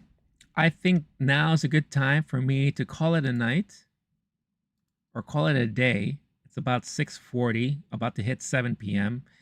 And I still got some things I need to do. You'll check it out. Also, when you do, let me know. And Mouth, do you have a channel? Are you promoting any of your animation at all anywhere? If so, let me know. I'll check out some of your stuff for sure. And hopefully other people here will do the same thing. But as I leave for today, I want to say thank you so much again for all of you who tuned in. Big shout outs, obviously, to Star-Lord, Scorched, Gorilla Fantasy. Mariana, I appreciate the questions. I don't know where you went to. And I don't know what your intentions were, but I hope you come back. I hope we could have future conversations. Kevin Davis, Caleb, and 187, who was new to the channel. I hope I get to see them again in the future. Mouth, of course, big thank you to you as well. But I appreciate all of you guys. I hope you have a fantastic weekend. I will be back Monday, 3 p.m. Eastern time, talking about the usual box office weekend and how things turned out and the latest news and all those kinds of things that dropped. We'll talk more about those type of things on Monday. And then we'll see how the rest of the weeks go. Again, busy schedule for the next couple of weeks. So, like I said, I hope all of you have a fantastic weekend.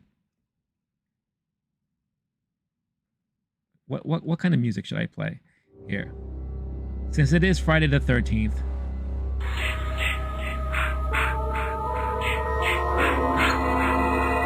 hope all of you have a spooky Friday. And also stay cool, stay classy, stay safe. I will catch all of you guys next time. All right, peace out, everybody. Bye.